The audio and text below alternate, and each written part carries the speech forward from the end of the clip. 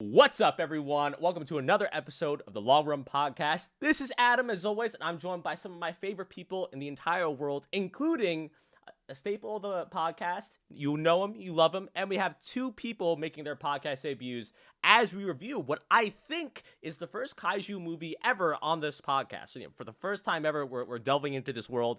I know I'm a huge fan, but before we even delve into all that stuff about Godzilla vs. Kong and all that other great stuff, we have to introduce the wonderful people here. So, of course, the first one, the professional, the one who has been here for a very, very long time, going back to the early days. It is Mark. He is last seen reviewing Cobra Kai Season 3, and he's a huge, huge fan. Mark, how you doing, man? Pretty good. I'm excited to talk some Godzuki. I'm excited too, man. I'm excited too, of course. And joining next to him is Evan, making his podcast debut. One of the smartest people I know, and someone that Dan and I talk about probably to an unhealthy degree, but that's okay because he knows how much we love him. How you doing today, man? I'm doing okay. I'm happy I've tricked you with the intelligence thing there. But yeah, no, it's been pretty all right. Just chilling, watching some films, ready to talk about Godzilla, the first piece of Godzilla media I've ever seen in my life in full. Yep. It's incredible. Keep going. Yeah, I come at this from a totally different perspective of I've just wanted to be on this podcast for a bit. And Adam's like, hey, we're watching this movie next. And I'm like, all right. so here we are, man. Without context. Here we are. No, yeah. that's actually great. I'm so glad that you're here because that's going to add a lot of great commentary to this review. And finally, exactly. Of course, someone else who's also making their podcast debut. The not only a super fan of Godzilla, but literally the biggest New York City esports fan I've ever met in the world. It is the legend Ghostless, aka Goatless. How are you doing today, man? Appreciate you having me on this. I'm doing good. I'm excited to talk Godzilla with you guys. Being a crazy Godzilla fan that I am, I'm pretty psyched about this. Hell yeah, man! I can't wait to get into it. I know how hardcore you are, and I'm sure we'll talk about that real soon. So before we even talk about the movie, I think it's only fair, kind of like we already touched on it a little bit. What are all of your histories with Godzilla and I suppose by extension King Kong, the kaiju genre? Are you a big fan? Tell a little bit more about that because I'm sure that's going to inform your opinion on the movie as we get a little bit deeper. I mean, yeah, I'll go. Do you want me to go first, or whoever wants to? Yeah, you go ahead, Ghostless. Go ahead, Ghostless. I'll go first. I've actually been a fan of a ton of kaiju films, from Godzilla to Gamera to Pacific Rim. I've seen every Godzilla film. I've seen all the King Kong stuff as well. I've seen the spin-offs with Mothra and Rodan and all that jazz. But I'm a big kaiju junkie. Since I've been a kid, I was introduced to these films since I was a kid. I was running around with the giant Godzilla toy that they used to sell back in the 90s. Oh man! When I was a kid. Yeah. So this was like ingrained in me since I was a kid. And funny enough, considering where like Godzilla started from, the idea of it's pretty cool to see how popular the franchise has gotten over tons of years, to be honest with you.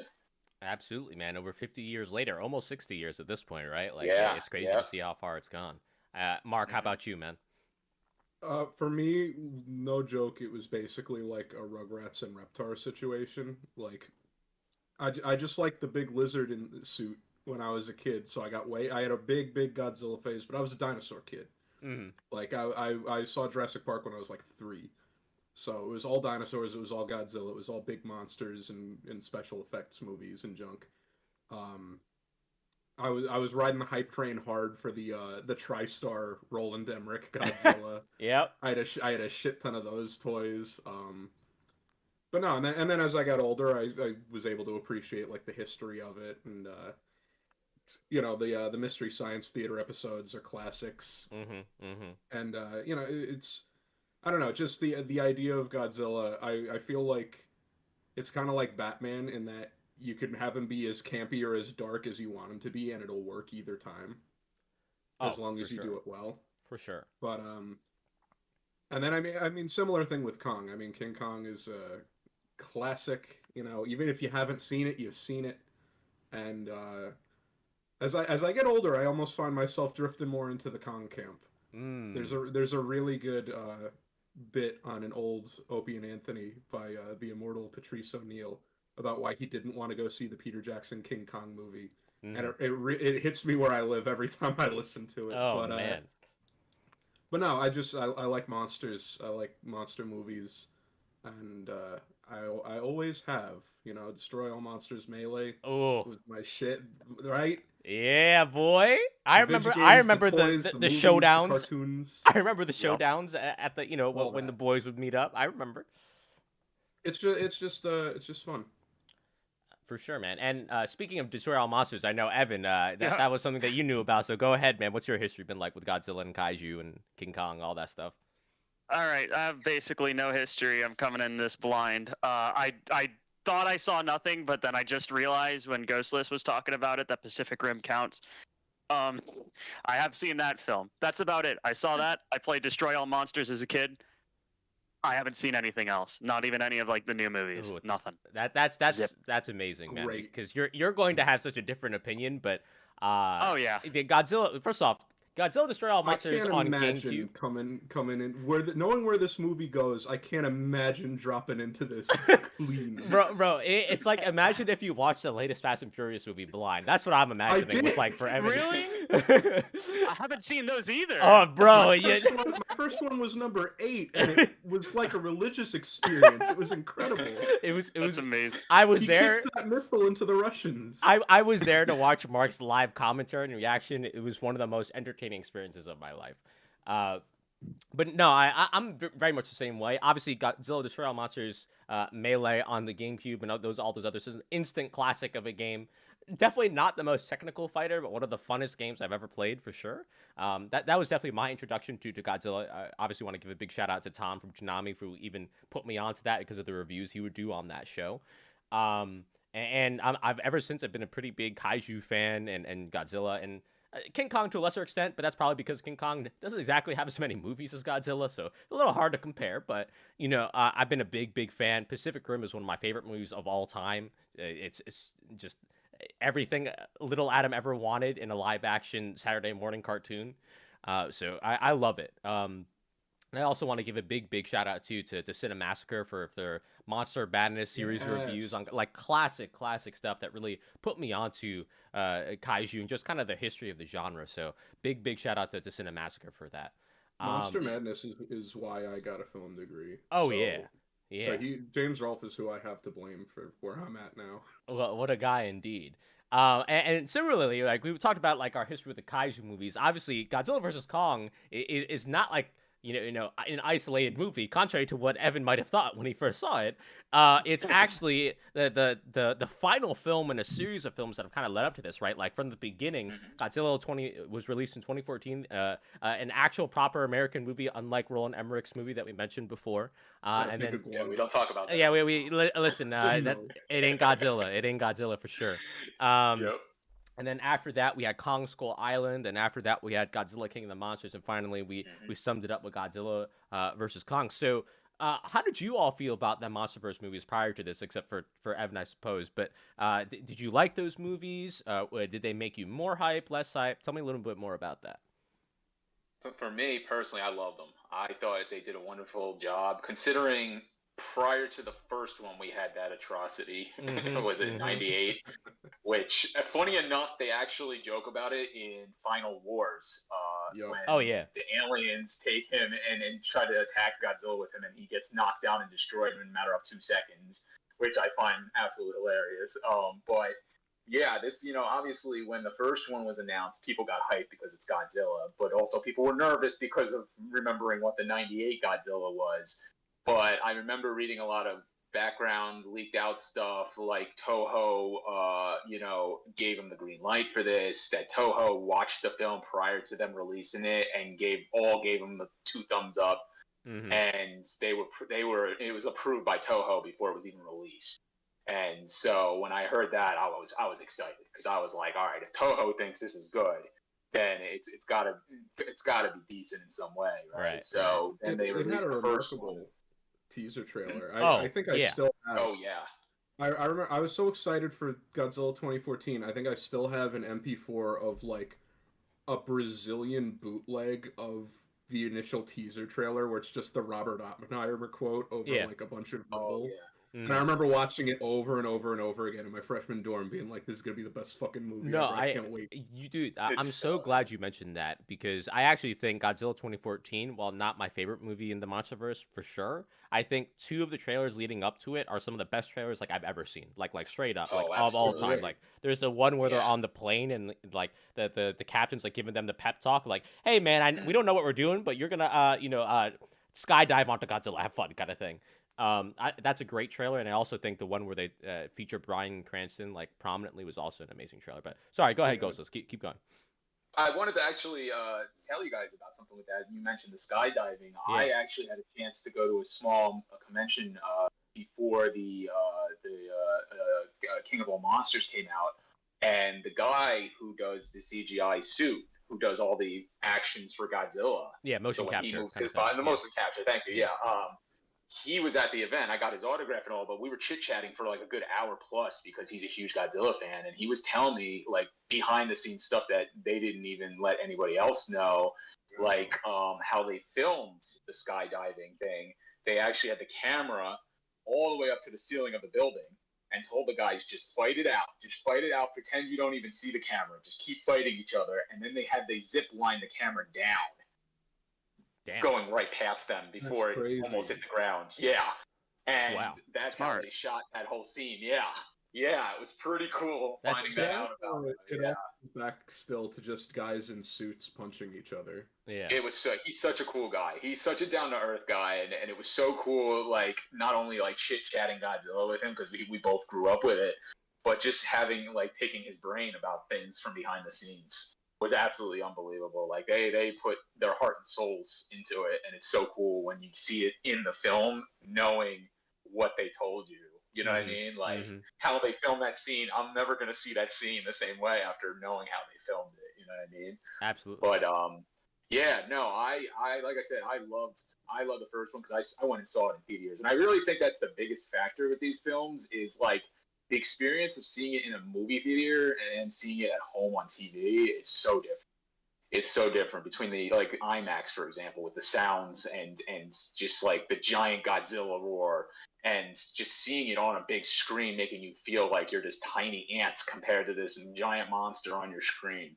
I really feel that that's the biggest plus to these films is when you're able to see it in the movie theaters. But I absolutely, like I said, I absolutely loved all of them. Honestly, like Kong was a shocker because I'm not a big King Kong fan, and I really enjoyed Skull Island like a lot. Yeah. Probably because of the actors. I think the human actors were probably the best in that film compared to the other ones. But just like seeing Kong in a more like child state before we see him in his big state in Godzilla versus Kong was actually really awesome. Yeah. And just like getting to know, like pretty much humanizing and making you love King Kong, and then you even love him more in the newer film. But yeah, I absolutely loved all of them, and it's like when it comes to these films and then the older films, they all have a special place in my heart because they're their own universes. I don't ever compare them because I love them all equally in a different way. Sure. And these new ones were more so of they probably portrayed the kaiju as scary and big compared to any other film. Like I didn't get that feeling from the older films because they're guys in suits and it's like, you know. Yeah. And obviously the newer ones in 2000 and stuff, they were doing more. The suits looked bigger because they had more computer graphics and stuff, obviously. But these films really made you feel like you're a tiny ant, and these things are huge. And if you ever saw them in real life, you'd probably freeze, you know. But that's probably my favorite part about the new films is just how real they felt, and you know how much you love. I mean, Godzilla is always lovable. Everybody loves Godzilla, you know. Yeah. But to make us love Kong more than most have in the past, especially myself, that was probably the biggest takeaway for me. Oh yeah, we'll get into that later in the review. But Mark, how about you, man? I know you've seen quite a few of these movies, if not all of them. So how did you feel about them? Oh, for specifically the MonsterVerse ones. Yeah. No, I've seen all these. Godzilla 2014 is complicated because the first time I saw it, it was one of the best theater experiences I've ever had. It played great in front of an audience. People were getting really, really hyped. Everyone was excited for it. And then finally, when it got to that climax, like it hit really, really hard. Like I still think it's brilliant what they did with just the color palette of that movie because it's so dark and warm. It's a lot of reds and a lot of oranges for the entire movie.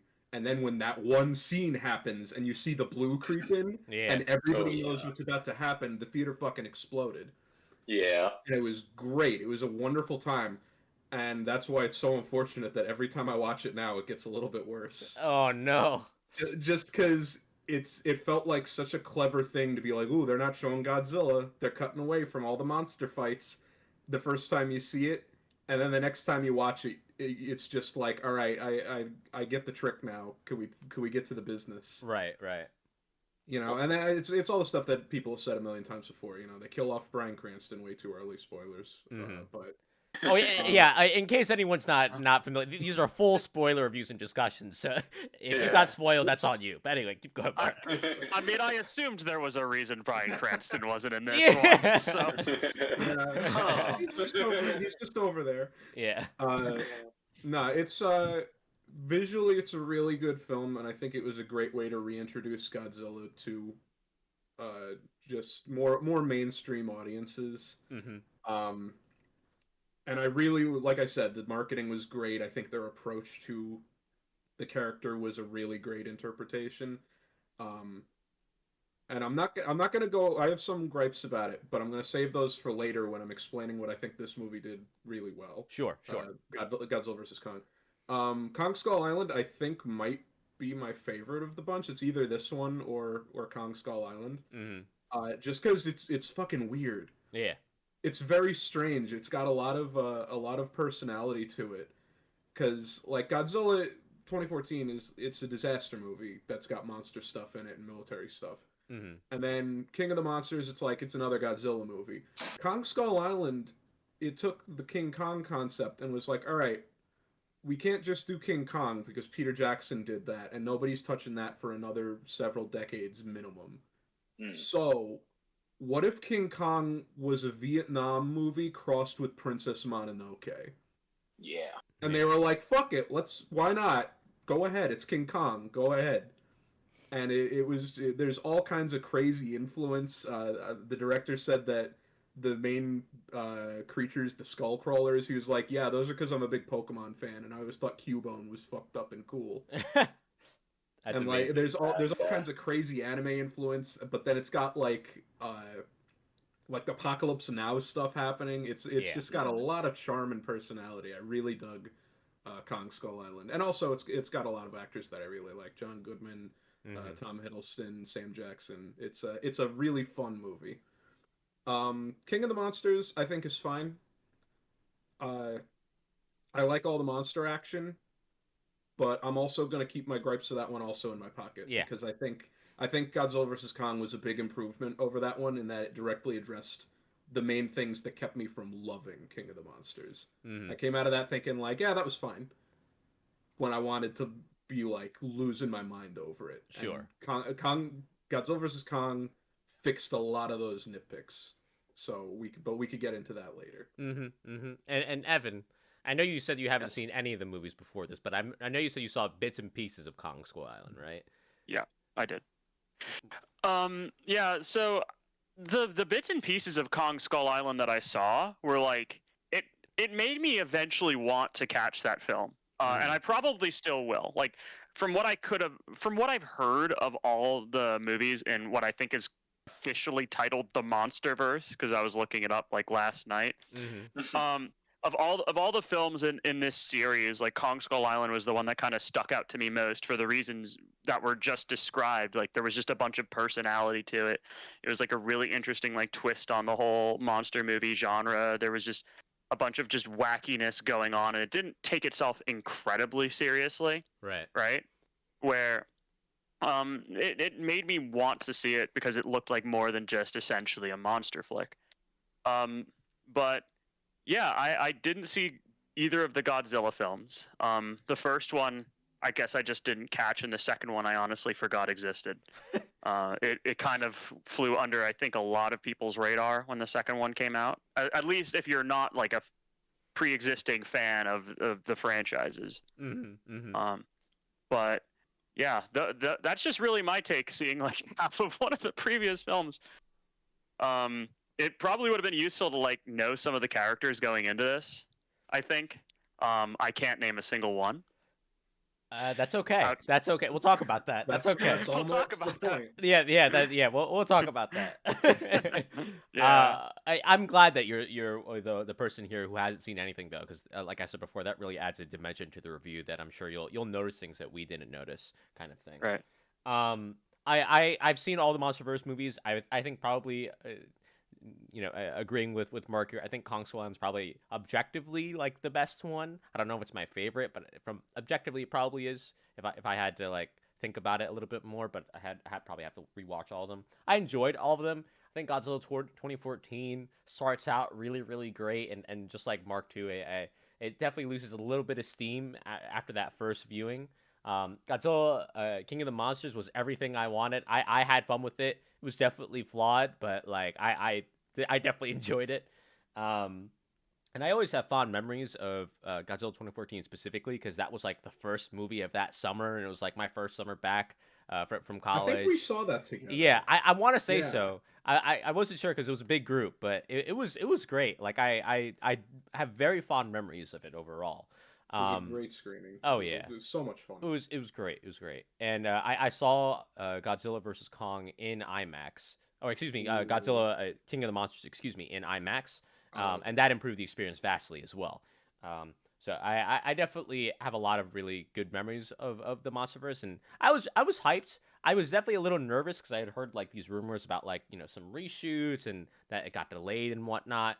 So I was a little nervous, but I think Godzilla vs. Kong is a very fun ride. And you know what, boys? I'm just gonna lay it all out on the table right now. I'm gonna show my hand. This is one of the dumbest fucking movies I've ever seen in my life. Like it's so fucking stupid. One of the dumbest movies I've ever seen.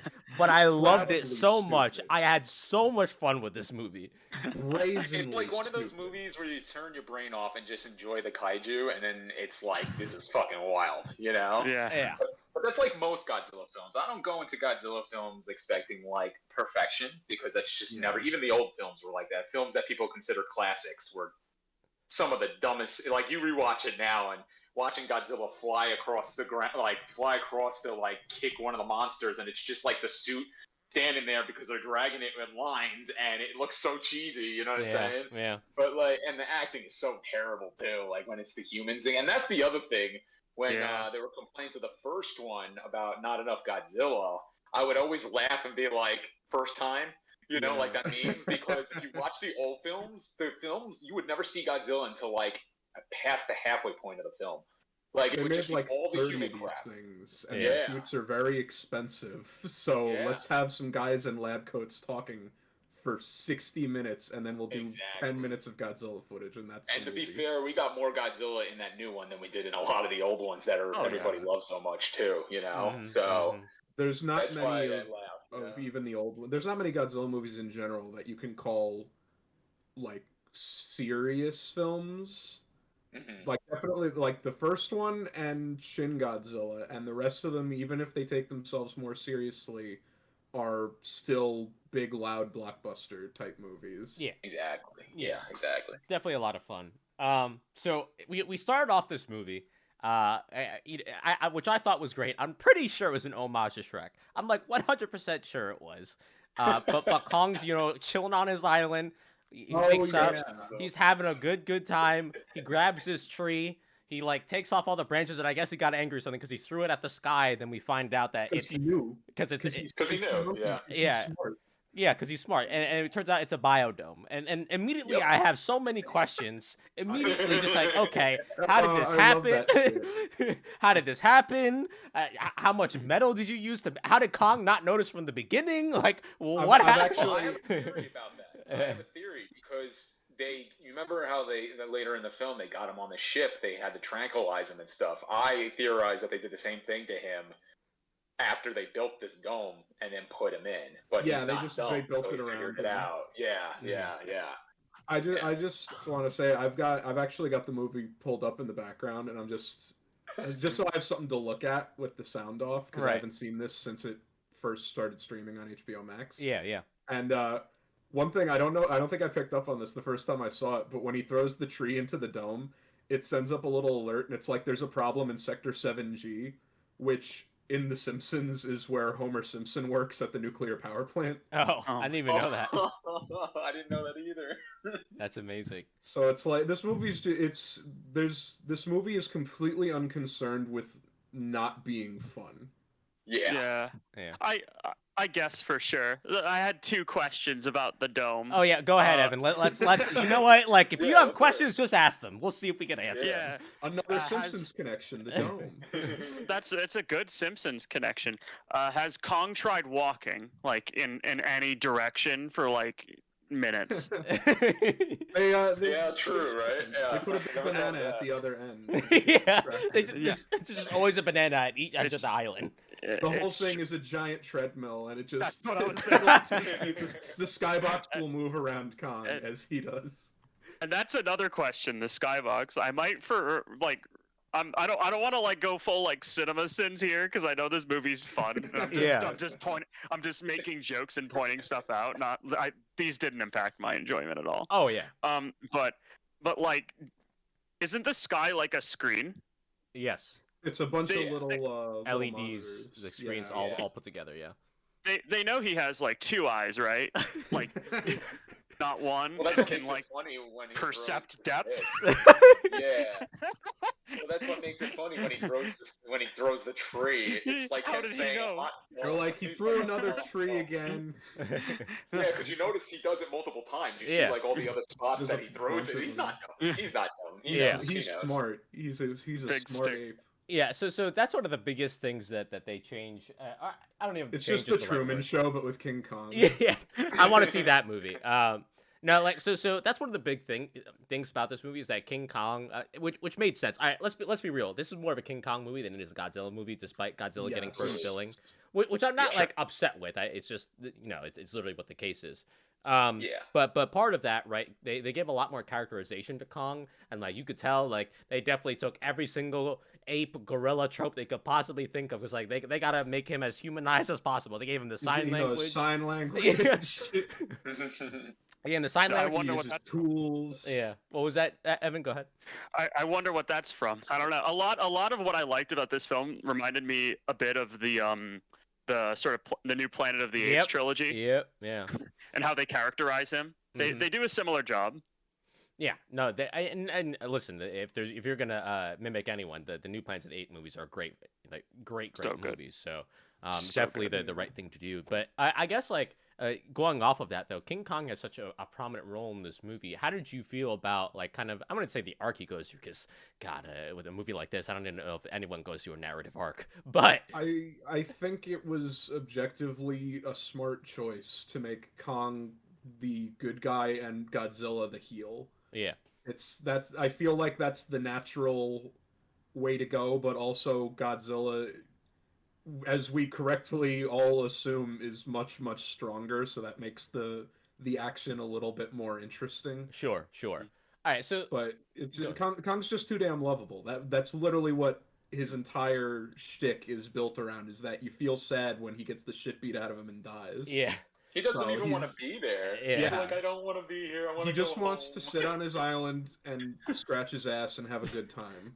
But now he's got to go fight Godzilla and dive into a fucking pit in the Arctic to go to the center of the earth. So now that we're talking about this out loud, I think it's probably better that we get all the human stuff out of the way first, so that we can just talk about the kaiju nonstop after that. So yeah. So let's get into that. So there's a story in this movie. The story's sure? It's It exists. I wouldn't say Mhm. it's anything amazing, but there's two parties set up, right? We have the people that are with Kong, and then we sort of have like the infiltration team or whatever, which we'll get into a little bit. But I guess for what we see of the Kong team, let's call them, how did you all feel about that story and kind of like where it was going? If you could even call it a story, how did you all feel about it?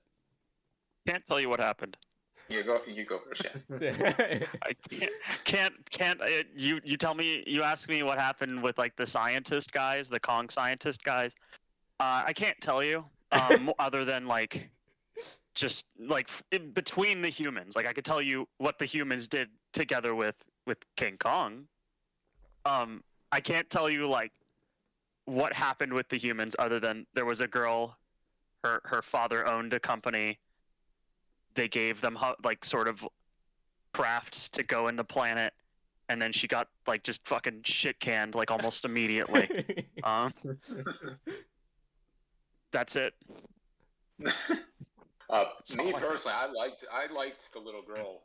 Her interaction with Kong really was probably the best out of all of them, in my opinion, because it made you. Like I said, I was never a big Kong fan. I'm a huge Godzilla fanboy. I have the Team Godzilla shirt and everything. But good God, this movie made me love Kong. Like he just felt so like your heart ached for him every time he's saying I want to go home, or the missiles were shot from the ships, and he's like covering his ears, and you're like, good God, man, send him home. What are you guys doing? Like you just felt bad for him. Like he didn't want to fight Godzilla. He had no beef with Godzilla throughout the whole film. Honestly, I have a theory in my eyes, the humans are the bad guys, not the monsters. The humans are, because they're forcing these two to fight when Godzilla is not. He's the only reason he's acting because he's acting that way is because of what the humans are doing. Yeah. And it just unveils itself constantly throughout the movie. But the only like the good guys really with the humans were like Kong's team and Godzilla's team. The people that were looking out for them were the ones that were like, in my eyes, were like the only good humans throughout the whole film. But like the little girl was definitely like the highlight of all of them. Like I really don't care for the human story too much. It never bothers me if it's lackluster. Yeah. But I really feel like they brought it with her and Kong because it made you feel like the connection between the two of them, especially when obviously it comes out that he's been doing sign language with her the whole time, so they talk to each other like normal people and stuff. Right. But she was definitely my favorite. I think I enjoyed her part in the whole. And what's great is she's actually a deaf actress. Oh, I didn't even know that. That's amazing. That's really cool. Yeah. So that made me love it even more when I heard that. But yeah, she's definitely my highlight for me, anyways. The older I get. Oh yeah, go ahead. Go ahead, Evan. Quick question. She's not like a character in the previous ones, right? She was she just comes out of nowhere. Well, no, yeah. Her family was one of the tribe on the natives. Yeah, and they died from a storm. Yeah. Okay, because I was about to say if she comes out of like totally left field as a character, that's a little weird, but. Okay. They explained like her family was killed during a storm, and Kong kind of like took her on as like a family member, and that's why he trusts her. Yeah, gotcha. That makes sense. Yeah. No, just the older I get, the more I identify with King Kong.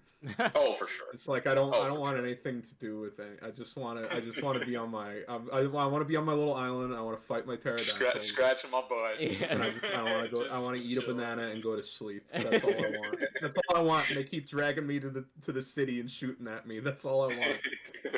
But fuck it. No, I the human stuff. Okay, because this is where I'm going to bring up those gripes I mentioned earlier. Yeah, go ahead. Is because my big problem with Godzilla 2014 and King of the Monsters is that, and I feel like, not to generalize, but I feel like this is a result of these movies being made by an American studio, is that it felt like they had to shoehorn in like a mundane human drama. Yeah. And it's like, because they're like, movies have those, and it's like, no, you don't understand what kind of movie this is. Yep. Because the gold standard for modern Godzilla, in my opinion, is Shin Godzilla. Yeah. Which kicks ass if you haven't seen it. It's fucking incredible. It's amazing. Yeah. And the whole thing, like the original Godzilla was made, is it's commentary on a disaster that befell the nation of Japan. Mm-hmm. In this case, it was the hurricane and the tsunami and the Fukushima Nuclear reactor. nuclear reactor. And the whole thing is there's human stuff going on. The human stuff is a big part of Shin Godzilla. There's not even another monster. It's just Godzilla. Mm-hmm. And there is human drama. But the human drama is 100% focused around, holy fuck, there's a Godzilla, what are we gonna do? Mm-hmm. That's the whole human story, is them scrambling around trying to figure out how they're gonna stop this thing before the Americans launch the nukes. Meanwhile, in Godzilla 2014, it's all about, how am I going to reconnect with my estranged dad? And then in King of the Monsters, it's, how am I going to reconnect with my estranged wife? And it's like, not that you can't have character arcs, not that you can't have small problems in these kinds of movies, but, like, these movies keep building up how these monsters, they're titans, they're ancient, they're bigger than us, they're, we're not keeping Godzilla as a pet, we would be his pets. We're like fleas to them. and then the movie proceeds to focus on the fleas. Right. And their little flea problems. And it's like, you can have your character stuff, but it's like in Spider-Man 2, when James Franco has Spider-Man on the couch, and he's about to stab him, and Tobey Maguire just stands up and he's like, there are bigger things happening here than you and me. And that's where their character drama ends for that movie, because he has to go punch Dr. Octopus. It's the same thing in this, where there's bigger shit going on than your family drama when Godzilla is melting Boston. Mm-hmm. Yeah. And that's what I liked a whole lot about this one, because there is a little bit of family stuff. The main guy, he's going on the expedition because his brother died trying to go to the center of the earth. Yeah. Because he got like liquefied by the gravity or something. Yeah. So he's got a little bit of personal stake in this. There's the Kong lady has her adoptive daughter who has a connection to Kong. Yeah. So she's like, she wants to send him on this journey because she thinks it could be good for him in the long run, but also it's very dangerous for him, and that negatively impacts her little girl. And it's like they got character stuff going on, but it's all focused around the monsters, because if this was really happening, why wouldn't it be? Yeah. It didn't feel stupid to have them complaining about their stupid little human flea problems when these big monsters are running around. Mm-hmm. Mm-hmm. And that I think was them coming at this from the right angle. I think that was the right approach to take for this, and I hope they stick with that approach for future movies. You can have your drama, but you know why we're here. Right. Focus on the important thing. We're watching a disaster movie. Show us the disaster. Yeah. And let the humans happen around that. That's a really good summary. I would say, because I completely agree. Well, first off, I do want to say I think that hold on, let me see what her name is. Kaylee Hoddle, who's the one who plays Gia, the deaf little girl. Yeah. I believe that's her name. I think she's actually the best actress in the entire movie. Like, sure. she Absolutely. Yeah. Go ahead, Evan. Yeah, no, she was fine. I guess now that we're talking about the acting, it's hit or miss. I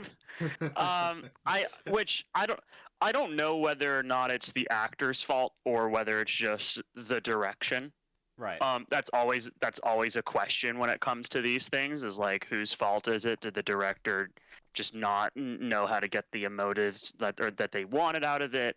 The responses that they needed out of it, especially if some of these characters were in I don't think any of them were in Skull Island, right? Because there was a Captain America First Avenger thing where it took place 70 years ago. Yep. Okay. Yep. Okay. Cool. Yeah, that's what I figured. But I didn't hate the acting. I think Millie Bobby Brown was fine. I did not I didn't think she was bad. Mm-hmm. I thought her character was kind of useless. Yeah. Fair. I think a lot of the characters didn't really have much of they didn't really have things to do other than there needed to be some viewpoint for events that happened and transpired in the story. Film too. But, That's the biggest thing, you know. mm-hmm. Unlike the first one. Yeah. Right, exactly. And like I think if we're talking about the human story part of it, right? Like if there's gonna be a human story, you gotta at least like give them things to do that affect the overall plot. Yeah.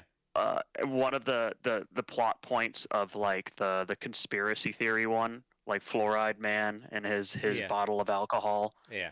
And what is it, Millie Bobby Brown and her friend, is that they just kind of drive down to a facility.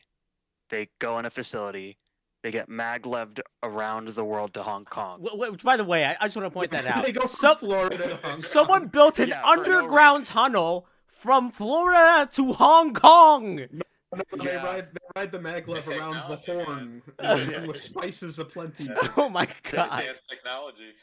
They ride the Hyperloop, and in the Hyperloop, they go from Florida to Hong Kong. My first thought was, well, why didn't you just start them in Hong Kong? It just kind of seemed like they were in Florida for no reason other than, I don't know. But then and then it's like, all right, what are they gonna do in like Hong Kong? And the answer, I don't remember them having much of an impact. Right. Well, outside of the ending of the last fight, but keep going. Well, yeah, no, the ending of the last fight. Yeah. They were, like he was saying before, the character's role in, like the human's role in this film was more for the monster setups than the actual like storyline. Their role was to slowly like surprise introduce Mechagodzilla to us. Yeah. Yeah. You know? And it's like and unveil how what the like, bad guys are secretly doing making sort of it. thing. Keep going. Yeah. Ghostless. Yeah. So they were, when they snuck into that room and they were like, oh crap, one of these skull crushers are here, and all of a sudden Mechagodzilla like grabs the friggin' thing, you know what I mean? Yeah. That was cool. Yeah. But it's what I liked with the humans was each group had a reason for what they were doing that was connected to bringing these monsters together. It was always, like you said, always about the monsters, not about the humans. Even though they had stories, so we could kind of understand where they're coming from with them, it was never like taking over the films. It was always just connecting the monsters together. And I feel like theirs was to sneak into this facility and go, surprise, we've just found Mechagodzilla. This is what they're secretly working on. Oh my god. Yeah. You know? No, and I do like the human stuff when it relates to the monsters. Like that was one of the things that I really loved from like the old ones in the Showa era was the concept of Monster Island. Yeah. And how they're like, yeah, everybody decided these things are a big problem, so we took a big crazy island and we put a big force field around it, and that's Monster Jail, where if you're a bad monster, we're gonna put you on Monster Island. And it's like, somebody has to that's a neat idea. Somebody has to maintain those force fields. That's why I like the Kong Dome. Yeah. I like I like that they're breeding the skull crawlers just to feed them to Mechagodzilla to test it out. It's like all of this, the ideas of them treating this like an offshoot of zoology. It's like that's pretty cool. I'd like to see more of that as far as human stuff goes. It's like a homage for like the hardcore fans. If you watch the old movies, little things like that where you're like, oh wow, that kind of relates to this, you know? And I remember that was a big rumor before this came out, was that by the end of the movie, they will have converted Skull Island into Monster Island, and that's where all the kaiju or titans or whatever were going to be set up. And that's kind of, sort of, a little bit, kind of what happens, kind of. Yeah. Kind of. Yeah. Kind of. Yeah, I'll say this. I think the Kong team was at the very least more interesting because they had more things to do. Right. Whereas like I guess like we'll call them the villain team because they infiltrated the villain base like somehow. By the way, like highest security base in the world apparently. And they're just like, yeah, we just took the Hyperloop here and we're just gonna keep on walking around. Like whatever. At this point, like as soon as they unveiled the Hyperloop to Hong Kong, I was like, all right, well this doesn't take place in reality at all. Like this is just this is complete fantasy. But they definitely didn't really have a lot to do besides unveil Mechagodzilla. I know they tried to give Brian Tyree Henry's character Bernie like some backstory, and it was like, man, like let's move on. Like, I'm sure he's got something going on. Let's where's Kong at? Yeah, what's going on? And then Millie Bobby Brown also has like the other person. I don't even remember his name. I just remember him from being from Deadpool and from some other really funny movies, which I was happy to see him. For the Wilder People. Yeah, he was great in those movies. Like, he's a great actor. He just didn't really have a lot to do in this movie. I feel like they definitely kind of gave the G team, they gave the Millie and Friends team less to work with, because it's like, of course the Kong people, they have like the big sweet faced like empathetic monster, and then meanwhile like the movie opens with Godzilla just murking a bunch of people in like Sarasota or whatever, because for seemingly no reason, and her motivation is like, but I know Godzilla's a good guy. He helped kill my mom that one time. My favorite part is when she goes to her dad. Really. She goes to her dad like, hey, Dad, he's not, like, Godzilla's good. It's like, yeah, like, I guess, but he's just killed people. We shouldn't trust him. He's like, Godzilla's an animal, sweetheart. He just blew up a nuclear facility. So I don't know, man. Like, the human side was just the human side. Like, I think we're all in agreement. It is very classic Godzilla. Yes, absolutely. That Godzilla slaughters hundreds of people, and there's somebody who's like, I know Godzilla is still good, right? Right? It's like, yeah, sure. Yeah. What's it called? So I think we're all in agreement that Gia is the best part of the movie, and also the best actress in the movie. Like, she does a ton to humanize Khan. Like, I still think a lot about that shot in the pouring rain where she just goes up to Khan. I like that. Such a well shot scene. The atmosphere, the score, everything about it is fantastic. Something about giant monsters being friends with little kids, it just works. It's the classic trope of the gentle giant, you know. And it works very well. Before because obviously the monsters are the biggest part of me. Before we move on, there are a couple of things that I was a little confused about just in general. I was kind of shocked that they didn't like bring over a lot of the actors from Godzilla King of the Monsters. Not to say like they needed like supporting roles or whatever, but like obviously the military has some sort of presence in this movie. I'm surprised they didn't bring back all those people from the gigantic jet or whatever it was called from King of the Monsters. It's just like, hey, like, this is happening. We should probably respond to destruction happening around the world. I thought that was a little weird, but not a huge deal. And I was really thrown off when they name dropped the Serizawa, like, I guess his son, as like the pilot of Mechagodzilla. But it was like, wait, what? Wait, hold on. Like, slow the phone. We can't just gloss over that. But like, they never really explain it or do a lot with it. So I felt like that was a little weird. How'd you all feel about it?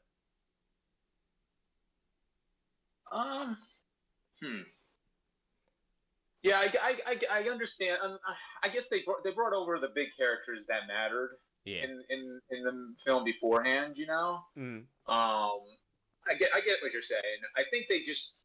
I'm glad they didn't bring too many, because I feel like it would have been overstuffing. Characters too. I agree. You know what I mean? Like for example, we didn't see the guy from the first film in the second one. Yeah. And he played a big part in everything that was happening around Godzilla, but we never saw him, which I liked. I when it came to the second Godzilla film, I was glad they did that, because I wanted a fresh take. Of characters on the whole situation that was going on. With the monsters in that one. And similar with this one, I was happy to see the two characters from that one to come in this. And obviously it makes sense because she's a big part of the Godzilla team. So it makes sense that she was coming back. And obviously you're going to have the father come in a couple times because she's still a minor. So it's not, you know what I mean? They're not going to just throw her in and we're never going to see the dad and be like, he's a terrible parent. Where the hell is he been? You know? But yeah, I'm trying to think back what other characters from that one. I'm mostly thinking of the military people. Like, there was the person who was implied to have like that relationship with Mothra. There was, I was just about to say, those the twins, which was another throwback to the Twin Fairies with Mothra back in the old movies. I would have liked to see a little more with them, but then again, Mothra wasn't involved in this one because she obviously dies in the second one, but they find the egg, which is supposed to be her rebirth, just like in the older films. Right. So I don't know, maybe they're hanging on to that for maybe a Mothra film, because I know I heard rumblings about that.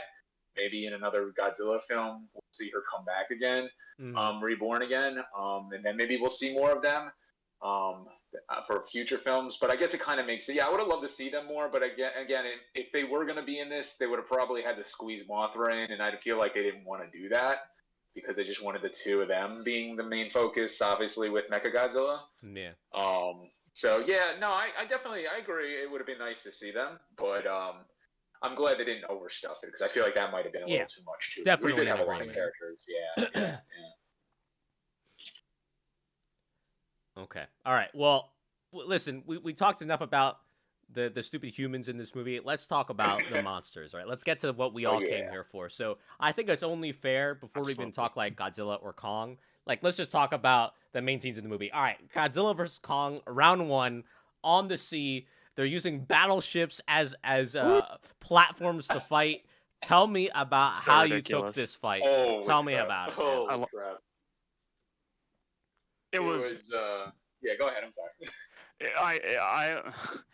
I don't know. It was wild. I thought the fight was pretty good, honestly. Like it was an interesting sort of like battlefield for both of them to fight that wasn't like a city. And you know, the whole like city monsters fighting thing is like a pretty well-known used trope. Mm-hmm. So just the idea of it being like Kong's on a ship and can't like really swim well, and like Godzilla's just in the water shooting lasers at him was something to see for sure. Not only that, he's in the ocean, he's chained to the ship. So like, there's that whole element. It was so funny. It's no, I think it was a great fucking action scene, just because it gives you. It's like with the superhero action. Yeah. Where I feel like the best ones are the moments where you look at the hero and you go like, oh fuck, how are they getting out of this one? And it's like, that's what you feel when you look at this. It's like King Kong is in the middle of the ocean and he has to fight Godzilla. How is this gonna work? And they do some really neat creative stuff with it. It's very silly. Oh yeah. I watched this movie, of full disclosure, the first and only time I watched this, I had been drinking a little bit. And when Kong starts jumping between the fucking aircraft carriers and just like annihilating people every time he lands, I started fucking cheering. It was great. Like, I'm seeing it right now, actually. He lands on just the bridge and it explodes in a fireball, but you're like, yeah, Kong's doing it. It cares so little for the people, for the destruction. It's just fucking around. It's great. I love it. Yeah, Go ahead, yeah. It was actually funny because every time, like when he's trying to take the chains off, and they're like, "You gotta get the chains off him." All I kept thinking was like Kong is like mentally thinking, "Hey, yo, guys, please let me out, please." like, oh man, that whole fight scene was like, because you were feeling for him. They were sending the missiles out, and he's covering his ears, and I'm just like, oh my god, this poor guy. Like, this is not. He doesn't want to be here. Yeah. But he's like not a chump either.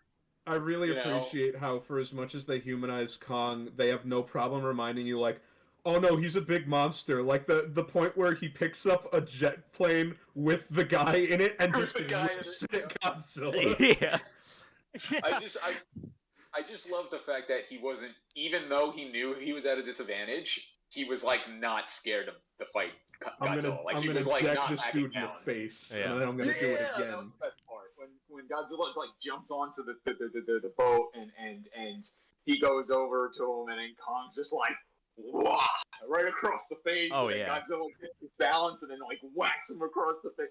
Like these two are like, feel so good. The sound design too. It's just, they feel big and solid and heavy, and when they hit each other, it feels real good. For sure. Yeah, I have to give a massive shout out to people who probably choreographed the fight. Also, like, I can't imagine the amount of work you'd have to do to storyboard something like this and to make sure you get it all completely right. Because the battle is like even the lead up to the battle, right? Like Kostas was saying about how Godzilla's kind of just swimming by, like they're all firing the missiles, and like he doesn't even like fire his beam at a boat or attack a boat. It just hits his spike and then it like just explodes. Like, of course, great. He's got all the time in the world. He doesn't need to worry about anything. He's Godzilla. Amazing. Yeah. And then like when he's swimming up and Kong is just like roaring into the water, and he still comes up. It's great build up to the fight, and then kind of like what you guys were saying before, when they actually do get fight and like, they actually get up on the aircraft carrier. Would never happen, by the way. That's so much weight. Aircraft carrier cannot do that. But whatever. I don't even care.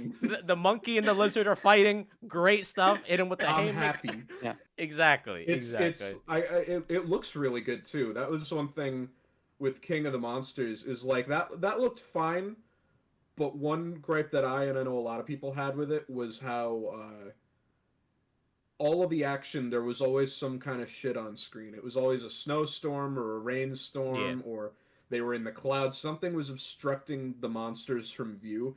This one, they're in the daylight. They're illuminated by a bunch of neon signs. They are front and center, and they're not doing any of the tricks to try and obscure the effect. And they look really good. Yeah.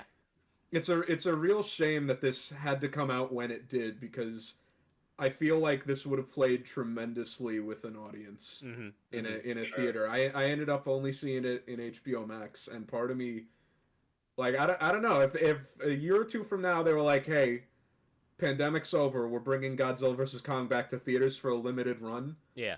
It's like, I might go check that out. I'll go with you, Mark. I go with you. Blast to see. In Absolutely, a packed, like midnight screening, everybody's all rowdy, cheering and shit. That'd be great. Oh yeah. Yeah. Just treating it like an old pay-per-view. Oh yeah, for sure. Now I have to ask Evan, you're watching Godzilla Media for the first time ever. You're seeing this fight about to start. In your head, are you like, oh, I don't know who's gonna win this, or do you already have an idea like, oh, I know what's gonna happen, kind of thing? Oh, this is gonna be a short movie. Yeah. I have no idea what's gonna happen. I since I'm not really well versed in the lore at all. Yeah. I came in and I was like, why just King Kong looks like he's getting just the shit kicked out of him every time. And like, it's just wild. And yeah, that, I don't know. It was definitely interesting, but by about like 30-40 minutes through the film, like I was just like, okay, I guess King Kong is just kind of screwed. And I didn't even really know where it was gonna go at that point. Like what was gonna happen with the film, if he was gonna, pull out some kryptonite and like they're both gonna reveal that they have the same mother's first name. Like Mothra. Mothra. There was so much that they could happen. And like, yeah. It almost did happen. Like he had his fucking like kryptonite axe or whatever. Yeah. And it was like, but yeah, which I had no. There's so many parts of this film where I was just wondering whether this was like something that has been done before and they're just reusing and like an old idea, or whether or not they just cooked up something crazy. Like the journey to the center of the earth thing came totally out of left field for me. Yeah. Was that like a thing? No. Was that awesome? Not Okay. Like, yeah, not really. I think they hinted at it. They might have hinted at it in Skull Island, and they name drop it at one point in King of the Monsters, where the guy, one of the comic relief scientists, is like, Hollow Earth theory. He's swimming through portals in the center of the Earth, and that's how Godzilla gets around so fast. Yeah. And then they kind of drop it, and now it's the forefront here. But apparently, this was something they had planned for a while. Yeah. Yeah, the older films. Yeah, the older films don't have anything like this. So this was definitely made for this universe, which I like because the old films are kind of like, they just appear, and it's like, what the F, Yeah. Same thing with King Ghidorah. They did stick with his origin, which was nice, because King Ghidorah was from space. Yeah. And when they were like, they don't actually say it's from space, but they meant when the storm, when it's flying, it has a storm around it. When they mention nothing from this world would make a storm act that way, except for King Ghidorah, which was like, that it's because he's from another universe. I could have sworn there was a part where they were like, wait a minute, there's more dust on this tablet, and they're like, oh right, the ancient people said he came from the stars or something like Yeah, that. that's right. Yeah, something, like and then I remember one of the guys was like, wait, he's an alien, and they're It's- like, Yeah, it was so look, yeah. Ghidorah's back. Listen, with as much Yeah. pseudoscience as are in these movies, ancient aliens, just throw it in there. At this I'm point, glad. whatever. Bring in the rest of them. Bring in Gigan. Bring in Space Godzilla. Hey, Bring in yeah, fucking that's the origin. Yeah. bring in Destroyer. Bring in all the good guys. No, totally, Hell totally. yeah, I agree. Hollow Earth. Where's Megalon? Where's Jet Jaguar? Yeah, we've got stories for years. Absolutely. To answer your question, though, Hollow Earth was not some sort of common trope in previous Godzilla movies or Kong movies, for that matter. This was just something that was established in the MonsterVerse a little bit. They had alluded to it. Also, I want to be very clear for anyone who might be slightly confused. The Hollow Earth is not real. It's not possible at all. It's not real. Cover up. My Been to the favorite, center of the Earth? How do you know it's not made of Godzilla's? my That's favorite what they thing. want you to believe. My first question when he first went in there, I was like, wait, how does the sun even operate in there? What is happening? Where's the light source? But whatever. Don't worry, It's there's- whatever. There's energy there. Yeah, whatever. It's even better. It's even better, Adam, because the thing that I thought of when I first saw it is how the fuck is she talking on a cell phone? She uploaded shit to the fucking internet. How? So that's another one of my. So there's just so much things that like they go to the Hollow Earth. First off, why would you ever go to the Hollow Earth and be like, yes, let's step outside without my suit on? It's like, okay, whatever. We're going full Alien Covenant right now. Great. Yeah. The Hollow Earth is one of my favorite things in this movie because of how just like completely bonkers it weird. is. It makes no It's fucking sense, right? crazy. Right. I So love it. yeah. So It was Big what I like the creatures. most. yeah. Big weirdo monsters running around Yeah. eating each other, and that's Yeah. it. Yeah. It was so creative, but Floating all. rocks and shit. Yeah, it was so creative. It was so vibrant and beautiful. But then there are other things where like there's two different gravities. Okay, like all right, we're just throwing physics out the window, whatever. And then my favorite is how it's implied that Kong's ancestors had a defined civilization capable of Yeah. speech and also wireless charging and also locked door. Like what? What is They happening? used, they used sign language. They were the ones who invented was- that. Honestly, I just wanted more of it. Was crazy, ridiculous, and like silly, sure, but it was what I enjoyed the most in the movie.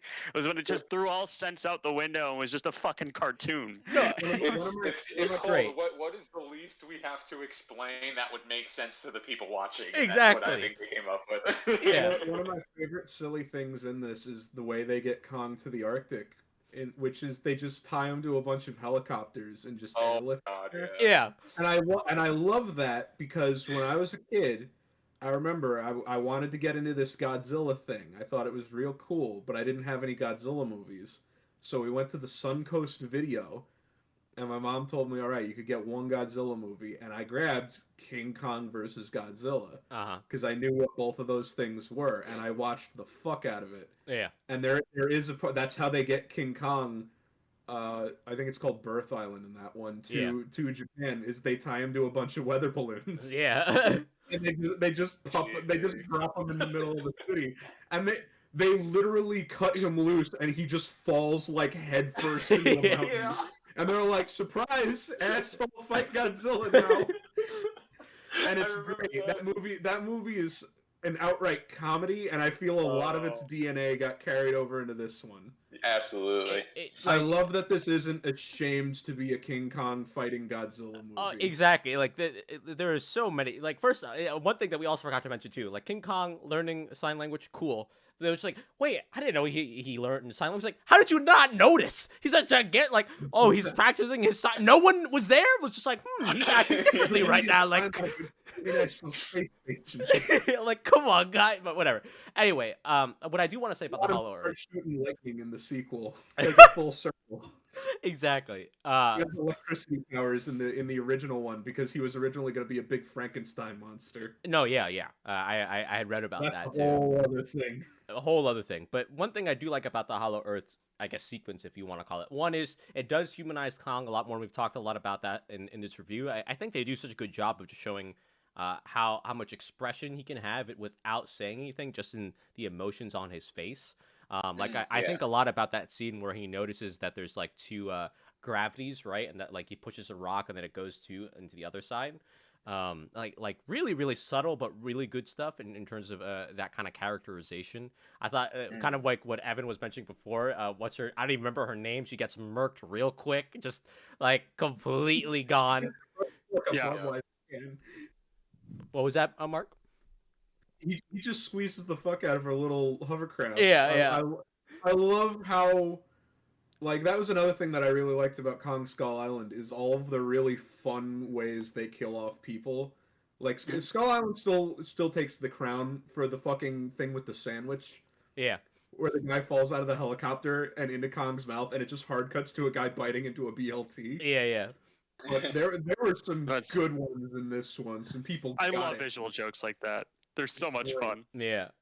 How did you all feel about like the whole Kong finding temple, chamber, whatever you want to call it, his ancient ancestors' home, and then finding the axe and kind of like that whole sequence in general? Did you feel like that was like good? Bad?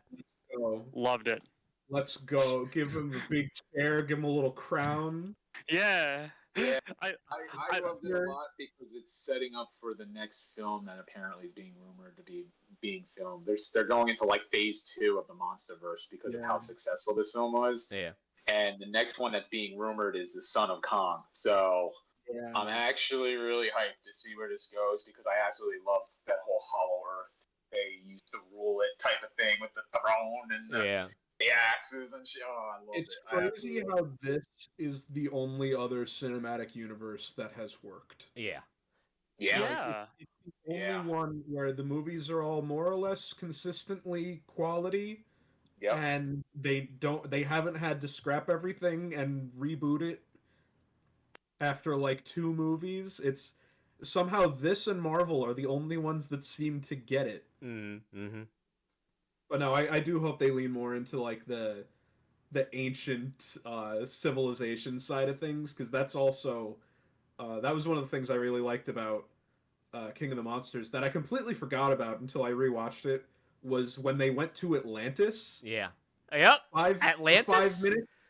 They went to Atlantis when Serizawa blew up the nuke and killed himself. Yeah. To recharge Godzilla. They're just in Atlantis, like the Greek Atlantis, and there's hieroglyphics of little Greek guys worshiping Godzilla all over the place. Mm-hmm. It's like that's awesome. You just dropped that on the table and left. That's great. There was concept art for, I forget which one. It was either 2014 or King of the Monsters, where apparently at one point early on in production there was going to be a flashback to the ancient Earth, where it was going to be like 50 Godzillas, like his race. Oh god. Against like 50 Ghidorahs. Oh no. And I'm gonna try and find the concept art and post it in the chat because it's fucking crazy. But like, if we get something that looks like that, I'm in. We need the prequel series between Kong, Godzilla, and Ghidorah. We need the 3-way war. That's what we want to see. Evan, I would love that. You were gonna say something about the whole throne scene. What were you gonna say about it? Oh, I was just gonna say that I've kind of got an affinity for like Hollow Earth stories because I read the book series Tunnels as a kid, and like I thought that was just cool. I don't know. I watch all those stupid like Journey to the Center of the Earth films. Yeah. I just think the Hollow Earth thing was cool. So when it just popped up, I'm like, oh, sick, something I like. It's pretty great. Yeah, that's it. I thought the whole scene too, which is like the humans are trying to escape and they have like the little monsters coming after them. I thought it was like good action, but also some good humor. But my favorite part of this entire thing is how Kong gets his new axe. I'm assuming from killing his ancestors, killing Godzilla's, right? It's charged up somehow. Who knows what the technology is, but it works. They figured it out, Kong's ancestors. And Godzilla, somehow, he's in Hong Kong. And he's like, yo, I heard you were talking shit. So he fires a beam through the center of the earth just to be like, yo, I heard you were talking shit. Come up here and fight me kind of thing. It's so good. So good. Oh, man. Yeah, that was probably one of the hypest parts of the movie because he's like doing this. And I'm like, what's he doing? And then all of a sudden, like, it shoots through. They dodge it. Like Kong dodges it because he's like, "Mother, what the hell is that?" Right? Yeah. And he looks up, and my favorite part is Godzilla literally looks in the hole and goes, yo, we ain't done yet. Get up here. Yeah. Like, It smelled like bitch in here. I'm yeah, telling that you, was my man. favorite part. That was my favorite part. Like, he knew he was down there. He looks him dead in the eyes and goes, "We ain't done. Get your ass up here." And It's so Kong's good. like, "Oh, word." I love that they characterized Godzilla more too, because that's something. Absolutely, yeah. Like the early one, it's clear they were like, let's try and take this a little more seriously. He's going to be a big animal. He's going to be a force in nature, Yeah. and it's like, yes, you can do that, and it Yeah. works really really well. But for Mhm. the tone that these movies have kind of found as they've gone along, Hmm. go for more of the old school Godzilla, where you know what? Yeah, he'll fight like a boxer, and then like when he lands a good hit on someone, he'll give like a little yeah, and like Yeah. you could tell that there's a little more going on. There's a part in this where I think it's when he like shoots Kong in the shoulder with his atomic breath, Yeah, yeah. and he Yeah. literally has an evil laugh. Yeah. And he smirks. No, no. Yeah, Yeah, that's my favorite he part. literally looks at the camera and like gives like a little shit-eating grin. No, by the way, I also want to mention Godzilla's breath drills to the center of the earth, hits Kong, he's fine. Nothing, just a Kong's scratch. strong as fuck. They make this whole thing about not being able to go down to the center of the earth, and then Godzilla just fucking drills there. Yeah. Also, by the way, I'm pretty Instantly. sure. I'm pretty sure that drilling a hole in the center of the earth would have massive ramifications for the entire. But whatever, it's They fine. didn't even call 411. Yeah. You know you have to call 411 before you dig. But whatever, it's fine because Godzilla, the instant he did it, he yelled down that hole like Ghost said. It was like, yo, I heard you were talking shit. Come up here. One of my favorite things is at the end of the first fight, which also was really good because they showed like how much of an advantage Godzilla has in the water. But as Kong's going away, Godzilla gives him that look through the fire. It's like, you fucking bitch. Like, it was so good. I loved it, man. I love it. I love that battleship scene. All I can think of is if you ever watched the de facto worst Godzilla movie ever made, which is Godzilla's Revenge. Right. It's a movie that is about a little Japanese boy who gets bullied and kidnapped, and he has a dream that Godzilla teaches him how to be tough. Yeah. And that was one of I think 3 Godzilla movies I owned when I was a kid. And it's famous because the kid hangs out with Minya, with Godzilla's son. Yeah. And he talks in that because it's a dream. And I just remember this one scene where it's stock footage of Godzilla fighting Ebirah, the giant lobster monster under the water. And he just looks at the kid and he's like, "Yup, Godzilla's much stronger under the water." And that's all I could think of whenever that was happening. Oh, He's like, Oh my Godzilla's God. stronger under the water. So good. man, yeah. It's great. So that happens. Also, like Evan pointed out, so they go to the Hollow Earth to get this element, right? And you'd think that they'd have to dig to the Earth and get it and then transport it up. No, they get a sample and they upload. I don't know. They just send it. They just send it wireless. Just download the new mineral. Somehow. Like whatever. Google Drive. Yeah. I upload it to Google Drive, man. Just go download it. Like it's on Dropbox. Like what? What? No sense at all. What are you gonna say, Evan? New mineral just dropped.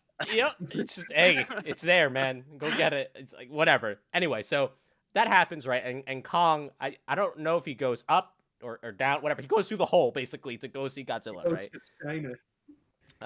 It's more like in cartoons where they dig to China and like the frame is upside down. Yeah. That's literally what happens. So he goes to Hong Kong, right? And Godzilla, he's on his way to fight Mechagodzilla, but of course he stops and Kong him. So we get round 2. And the stage is set, okay? It's nighttime. The neon lights are in full. Kong has his axe. Godzilla's ready to fight. And round 2 starts. Tell me how you all felt about round 2. Shit was good. This shit was very good.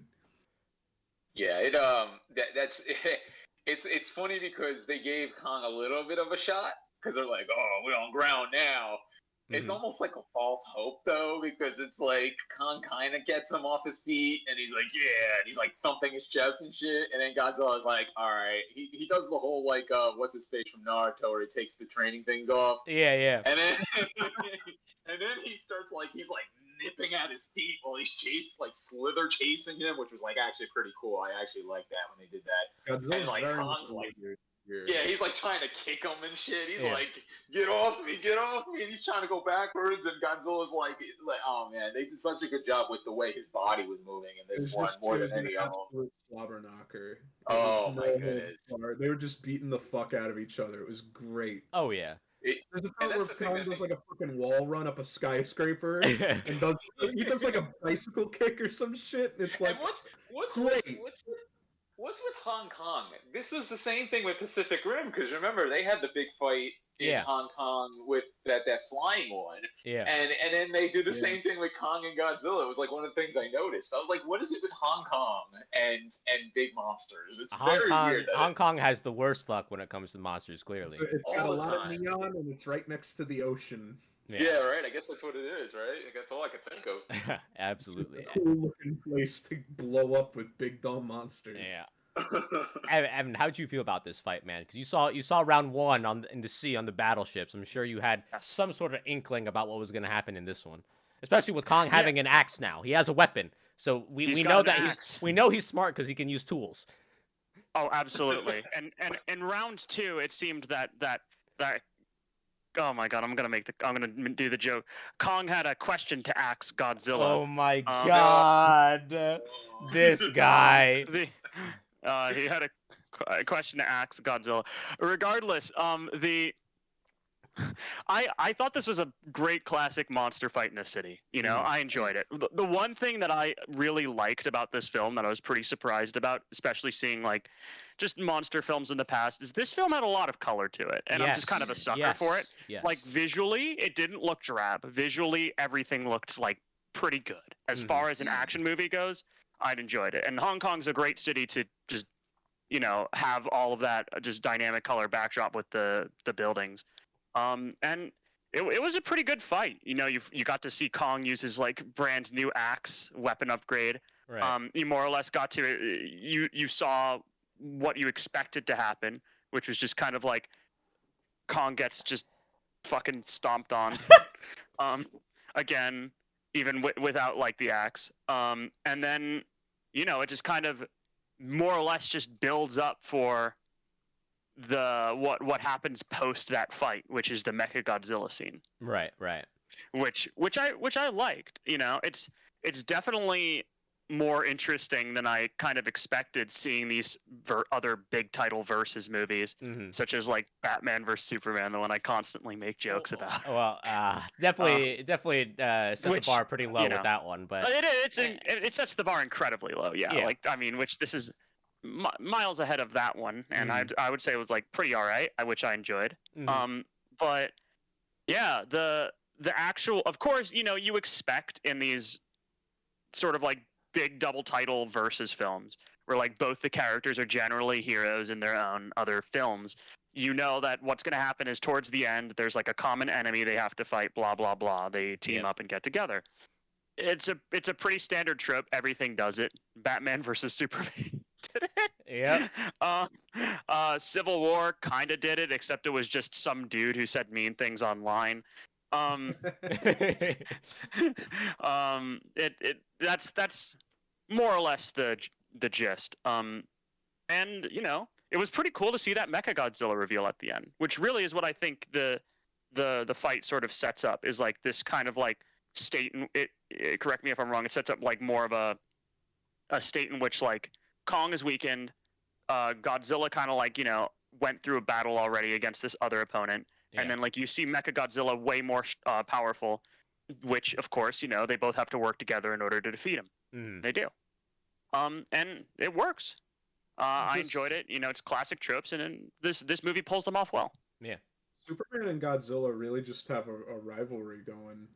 Because I remember Man of Steel came out the same summer as Godzilla 2014. Right. Yeah. And the joke everybody was making was like, "What the fuck? Godzilla killed less civilians than Superman did."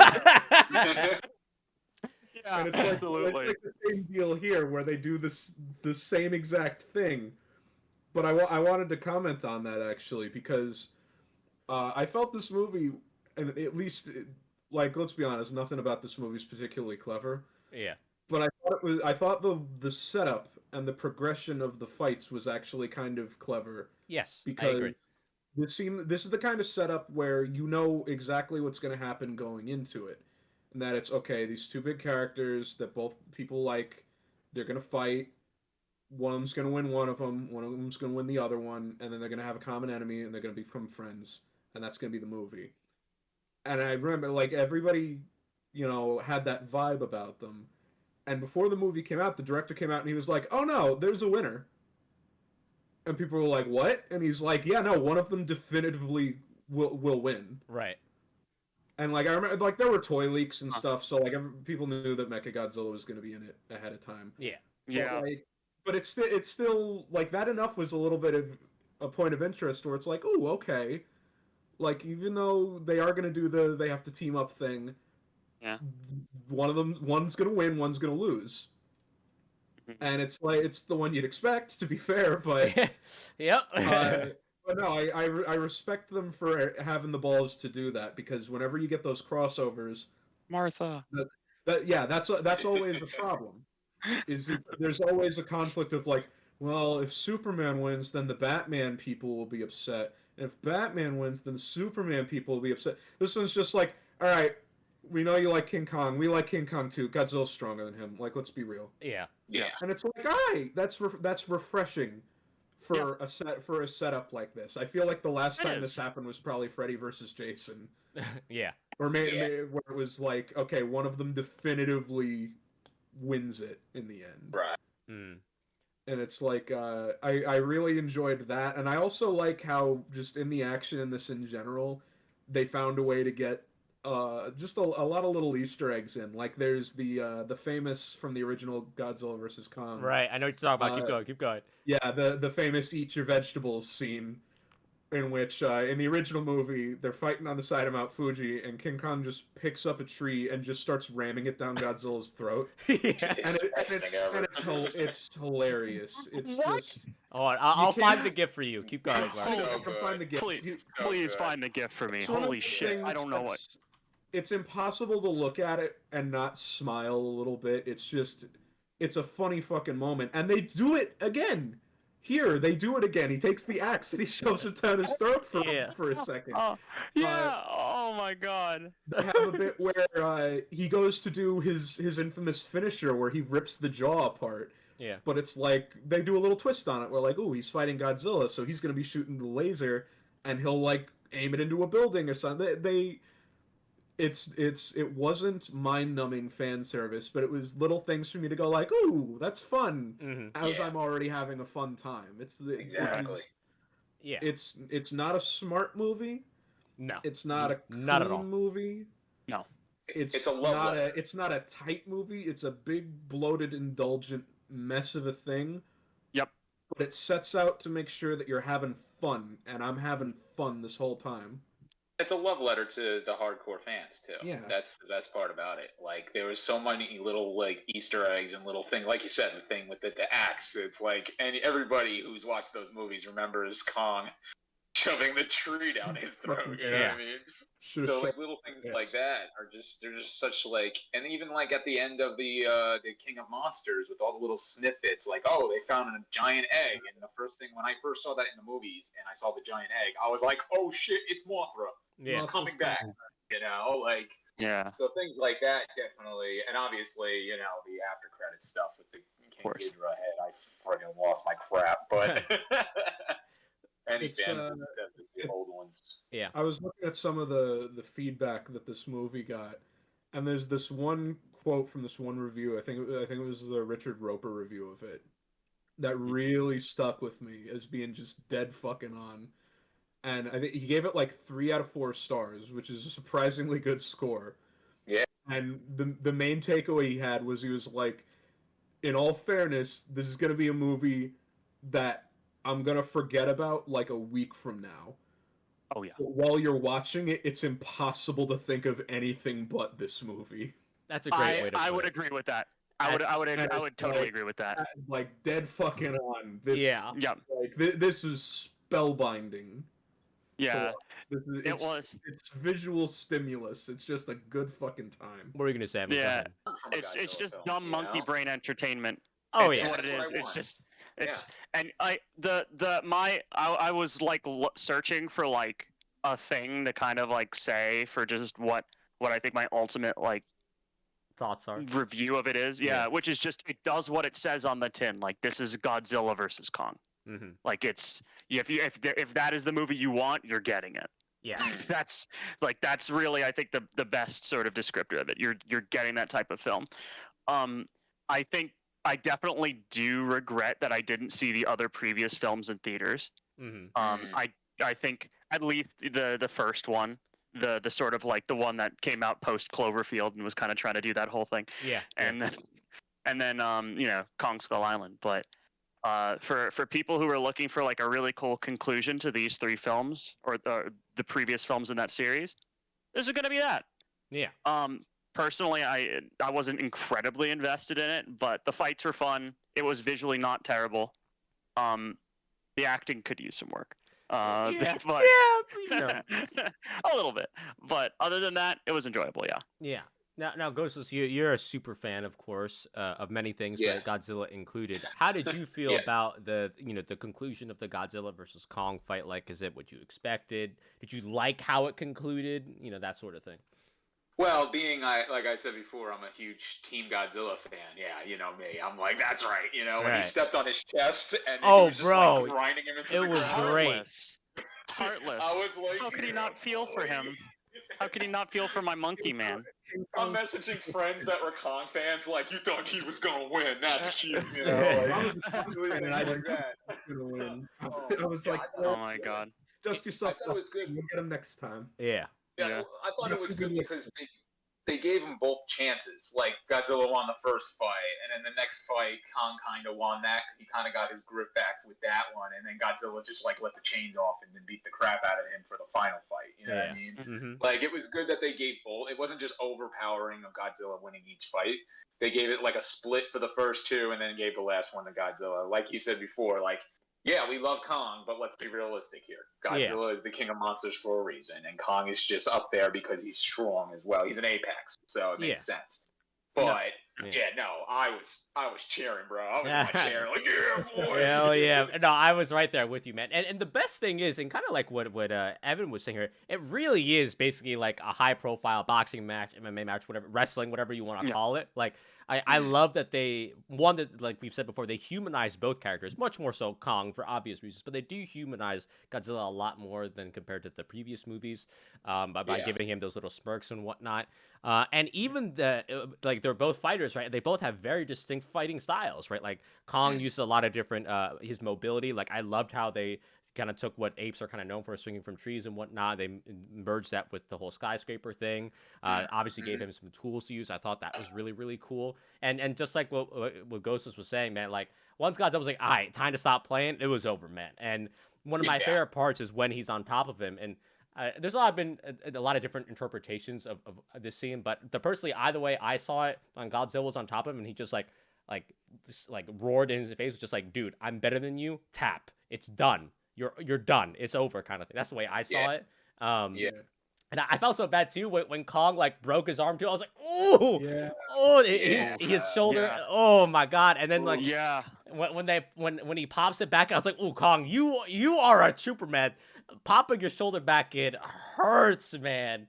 Oh my god! It was a full-on wrestling match. It was the heel versus the baby face. Yeah. And then the big heel comes out with Mechagodzilla, and like you can hear the announcer being like, "By God, it's King Kong!" With the oh God, what's going on? From the top rope, it's King Kong. Yeah.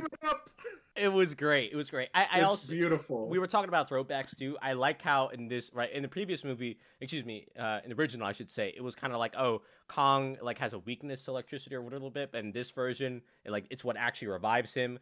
The science doesn't make sense of that at all, but it was still cool to see. But as we get closer to the end of this review, we have to talk about that Godzilla and Kong versus Mechagodzilla fight. How'd you all feel about it? What did you all think of it? I was surprised at how they handled Mechagodzilla, because the first trailer came out, there's that one line where they're like, Godzilla's hurting people and we don't know why. And I was like, okay, they're gonna do the old classic thing where Godzilla shows up and he's just murking people left and right, and nobody knows what his deal is, and then surprise, he's been a robot this whole time. Yeah, I thought the same thing. That's where I thought they were going to do that. But no, they were like, no, Godzilla is that big of an asshole. Yeah. He just doesn't like us bugs getting bigger than our britches. It was weird. That's why. Because it was like, yeah, Godzilla could just kind of sense they're making a robot. Yep. It's Yeah. the energy. This movie revolves around just generic glowy energy. I want to remind you, Evan, that their explanation of how the robot went rogue is that the skull, not the brain, the skull of King Ghidorah's head somehow can operate the most complicated piece of machinery ever created by mankind. Like whatever, it's fine. It's because King Ghidorah uses psychic powers to communicate between his heads. So, see, I thought I was missing something there. Like, I wasn't perfectly paying attention because I was, like, doing some other things and watching the movie. But, like, yeah, I was just like, is the fucking skull doing this shit now? Or, like, maybe I just missed that they had a brain in there? I thought the skull was... is possessed by the evil ghost of a space dragon. Yeah. And that's the biggest movie of this year. I thought the skull was, like, aesthetic purposes. Like, nope. I mean, it does look fucking cool. Let's put the chair in the skull. It'll be dope as fuck. Hey, I mean, honestly, if I was running an evil company and I had a giant fucking space lizard skull, like, you bet your ass I'd put some cool, like, lights in there and just chill. They went full day. RGB. They went full RGB. Well, remember the skull was gamer skull. Ghostless, what were you gonna say? Go ahead. Yeah. And the inside the robot, they actually had like they had the brain and shit, you know. So it was, but that's how they communicated when the three heads were like together. They would like make a sound, but it was like they could talk to each other through their minds and stuff, which fits the whole narrative of the original origin of them being aliens. It would make sense because a lot of the alien people back in the old movies would be like, some of them would talk through like their minds to the humans, you know what I mean? Yeah, yeah. So they kind of took that idea from that and said, all right, let's stick with this alien origin like we have been, but have it where like the machine has the brain and skull in it from the one that we had, and then we have the skull from the other one, and we're going to attach our equipment to the skull and like use this energy that we convert to, you know, to control the robot with the other head, because that's how they, you know, control, you know how to, you know, be on par on the same page when they're fighting and stuff. But little did they know the energy they got was literally going to power it up enough for it to overtake that whatever they were doing. Right, from the element that they downloaded from the internet, from Google Drive. Yeah, because remember they were using they put the NVIDIA driver in them. So they were using what's-his-face's son's brain. Remember, he was wearing the helmet, so they needed a brain. Yeah, they needed a brain, and he was the brain, while the other brain and skull were in the actual robot. So they did need a brain, but that's why he was in the cockpit, because he was the brain instead of it being like another one of the head's brain. Okay. So, that yeah. Well, okay, so let's be honest, it doesn't make sense, but it makes better sense than what I thought it was before. Yeah, that's why he had to sit in the cockpit, because he strapped that thing on his head. He was using his brain. Yeah. That's why he died. That's why he got electrocuted and died, because he was connected, like nerves and brain was connected with the So that's why you didn't see them when they were sneaking in. Yeah, half the time, Ghostless. Yeah. Half the time you're explaining stuff, like it goes from this is so stupid and ridiculous to okay, it's stupid, but within a realm of like fun. Like it makes sense. It makes sense. Stupid. Like it makes some sense, and I'm not going to read too much into it. Rather than this is the most ridiculous thing I've ever seen. Exactly. So pretty much, the way you look at it with the brains is he was telepathically using his brain to communicate with the robot to control the robot. But when the energy overtook everything, it wasn't that head that was controlling it anymore. It was actually the brain that was in the robot machine. Already. It was controlling it, not the actual skull. So the skull was just the connection to the other skull, but his brain was the one that was controlling everything. But since it, the energy was too much and ended up killing him, and the brain that was still in the robot, that's what ended up taking over the robot. Right. I'm gonna be real. The whole time you explain that, I'm just watching Godzilla and Mechagodzilla shoot blue and red lasers at each other, and I could kind of feel my eyes crossing. I feel like that was really the intent of the filmmakers here. Yeah. the Harry Potter reminded me battle. when I saw Aquaman in the theaters, the Yeah. finale for that one. Mhm. I felt the brain cells like leaking out of my ears and being replaced by pure happiness chemicals. Yeah. Absolutely. I realized that like my mouth was hanging open and I was like, look at all these colors. Is he riding a big seahorse? And like, I feel like this movie does the same exact thing to my brain. I do Look at the fucking monkey. I do love the memes that came out from that Godzilla when Godzilla was getting his ass whooped by Mechagodzilla, and like there's memes of like King Kong just sitting there, like Godzilla be like, "Yo, dog, can you come and help me?" And he's like, "Nah, dude, you're good. You look like you got this." While he's getting, like slammed all over the place. Yeah, no, that was pretty cool. I like that. Mm-hmm. Ever, were you gonna say something or?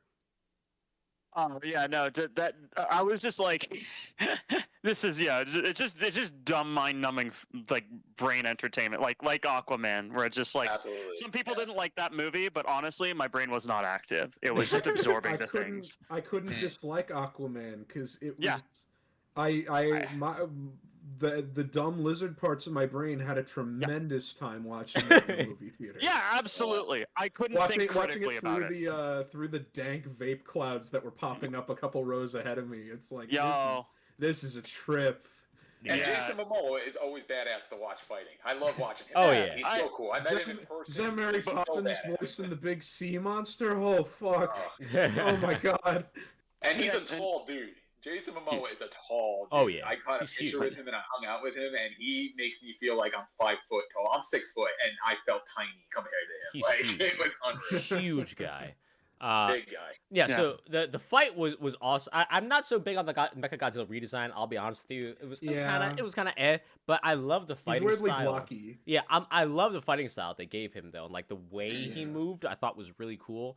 I usually because historically, right, Mechagodzilla was the beam shooter. He was like, all right, you're over there. I'm just gonna keep on shooting stuff at you, and Godzilla's gonna go down eventually. He poses and shoots rainbows. Yeah, basically. It got better over the years. The newer ones, like the 2000s. Yeah, stuff, I agree with you. That's like much better. The Kiryu. Kiryu is my favorite design, but I love that OG Mechagodzilla just because it's such a fucking robot. Oh yeah, it's so retro. You could tell just by the way it looks. Awesome. Absolutely.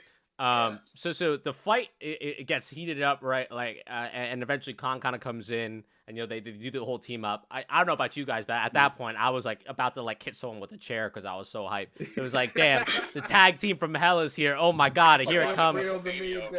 Watch out for the combo attack, baby, kind of thing. And of course, then the combo attack happens. It was me, Godzilla. It was me all along. It was great. It was great. So, how'd you all feel about? I guess like just that fight in general. But what I liked was kind of like what Ghostless was saying was that like Godzilla got his ass handed to him, man. It was not going well for your boy. No. Yeah, no, not at all. I love that. That's like, and it's cool because it was like, all right, he just overpowered Kong, and here comes Mechagodzilla, and he's literally manhandling him. Like, none of the films had Godzilla getting his ass whooped as badly as he did, going 1v1 with Mechagodzilla. It was like, oh my god, like they really like. Because I liked how they did that because they had to find a way to make it work where they both team up and kick its ass. Right. And the best way to do that is to show Godzilla getting whipped and wiped all over the freaking city like he's like a minuscule compared to this robot.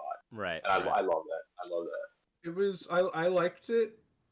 It's just my only issue with it. It's almost like a victim of circumstance because one, I feel it comes right after what I think is the best action sequence in the movie. Right. And then two, it's like, it almost feels like a formality in that, like, the initial Hong Kong fight happens, and you're like, ooh, shit, what's gonna happen? We still have the whole rest of the movie left. And then when Mechagodzilla pops out of the mountain, you're like, okay, got it. We got, like, 10 minutes left. It's gonna fuck up Godzilla, King Kong's gonna come back, and that's how the movie's gonna end. Yep. And like, there's cool things that happen, but I was more checked out of that fight than the other fights in the movie, and it's unfortunate that that happened just because of where it was placed in the runtime. I wish Mechagodzilla got introduced in like maybe the second act. Yeah. and we could have an instance of like, oh fuck, the dynamic has changed. What are they going to do about this? Right. And then you have it get annihilated in the last fight scene. Sure. But yeah, right now there's some neat stuff. I like the straight up just MK11 fatality Kong gets on it. Takes off all the limbs and then pulls its spinal cord out. And it's like, holding it up, that's eating his great. Beautiful. There's no blood on screen right now, but this is so fucking violent. I love it. I'd be going nuts for this if I was an 8-year-old kid. I'm so jealous. The kids these days, they're so spoiled. They don't know how good they got it. Yeah, they don't. You know, they get. We had to settle for like I love all the early Marvel movies and stuff, but we had to settle for like Ben Affleck Daredevil. Yeah. Yep. And stuff like that. Meanwhile, they get Thor Ragnarok. They get Hulk suplexing a wolf off of a planet. They get King Kong versus Godzilla with a big fucking axe. They have so much cool shit. They do. Yeah. I just had to settle for Ultimate Alliance. Like. What were you gonna say, Evan, about this last fight? Go ahead. Oh no, yeah. This last fight, at the end of the day, it was just kind of like the fun, like, you know, the two heroes team up that it needs it to be. Like, Mechagodzilla and the reveal was pretty cool. Outside of the fact that the one kid, like, when the guy's like, it's Robo Godzilla, I'm just like, don't say it. And he's just like, no, and then he does the whole it's Mechagodzilla thing, which I'm like, all right, sure. You know, like the movie has to do it. They have to do it somehow. It was a fun reveal. It was, and you know, now that I'm thinking about it, I think Ghostless was talking earlier about how that whole human story builds up to it, and you know what? It is actually kind of a cool build up. Yeah. Because they build up to that dark room, and then it just kind of reveals the whole thing, and it was great. And then, you know, once that happens, you know where it's gonna go, right? Just like what was said before, like, you know that, you know, whoever wins the fight, which you very easily suspect it's gonna be Godzilla. Right.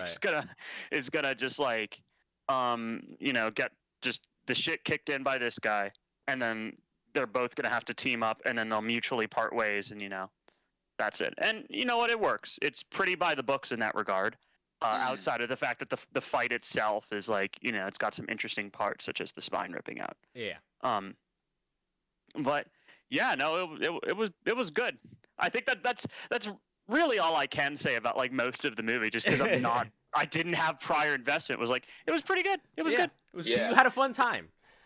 Yeah, I didn't hate it, which is like more than I could say for like half the other movies in this type.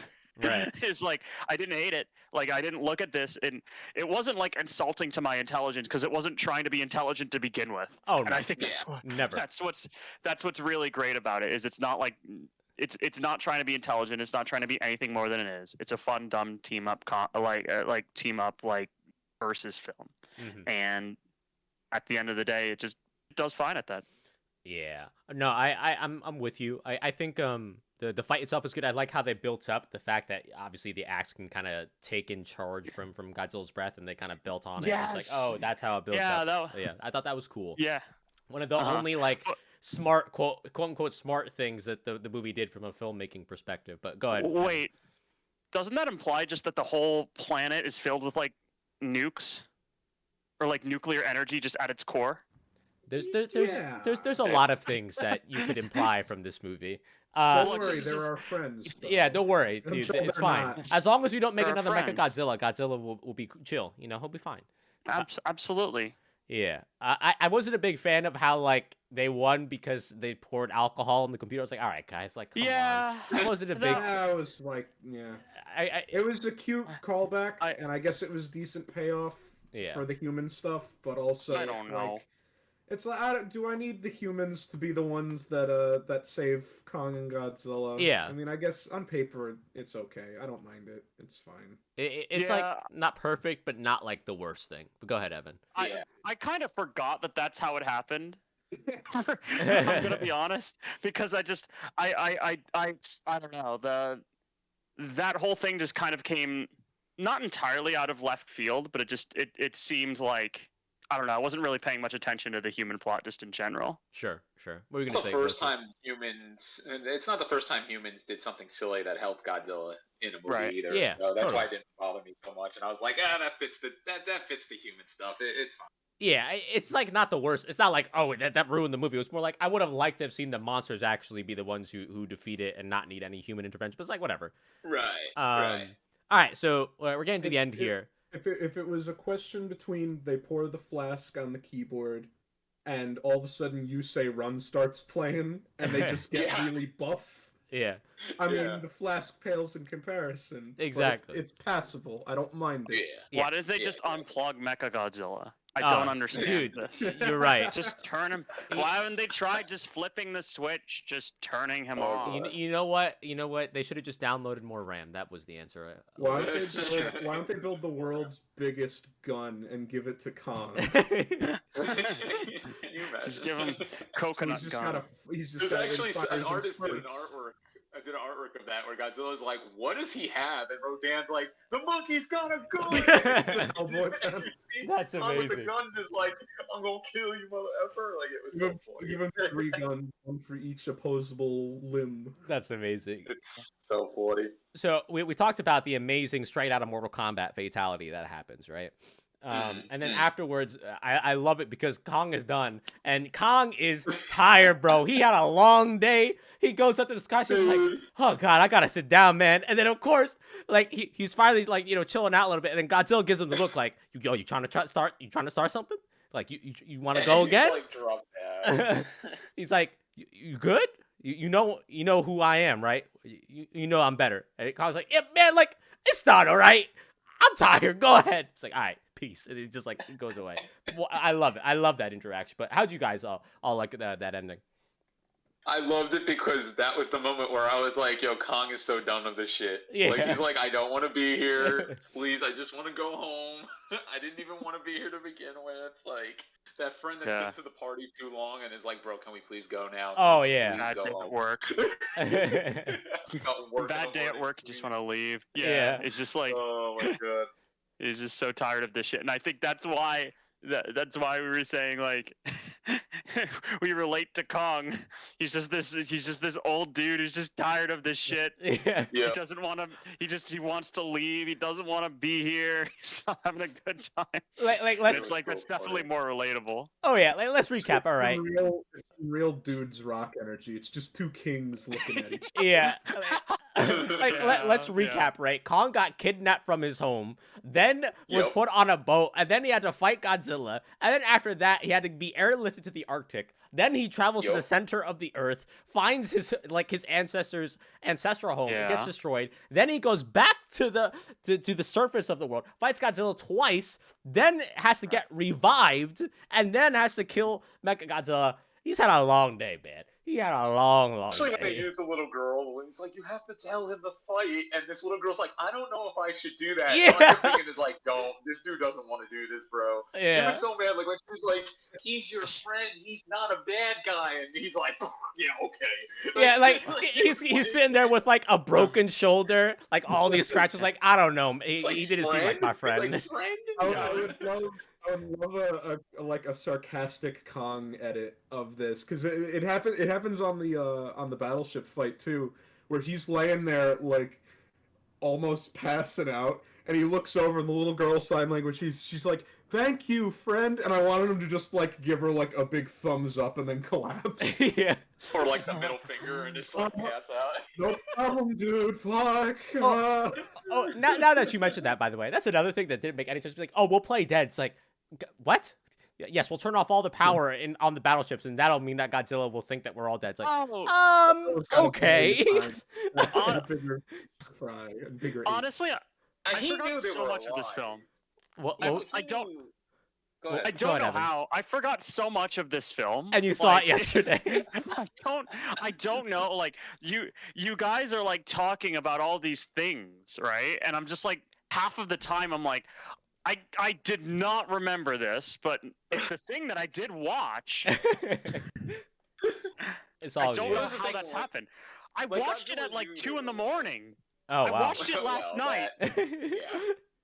No, like Godzilla knew they were alive because he made eye contact with Kong, but Yeah, it was yeah. more like if you ever see two dogs like play fight, for example, when I had a dog, we had another dog, and they Right. play fought, but it was more like of a dominance Yeah, fight. yeah.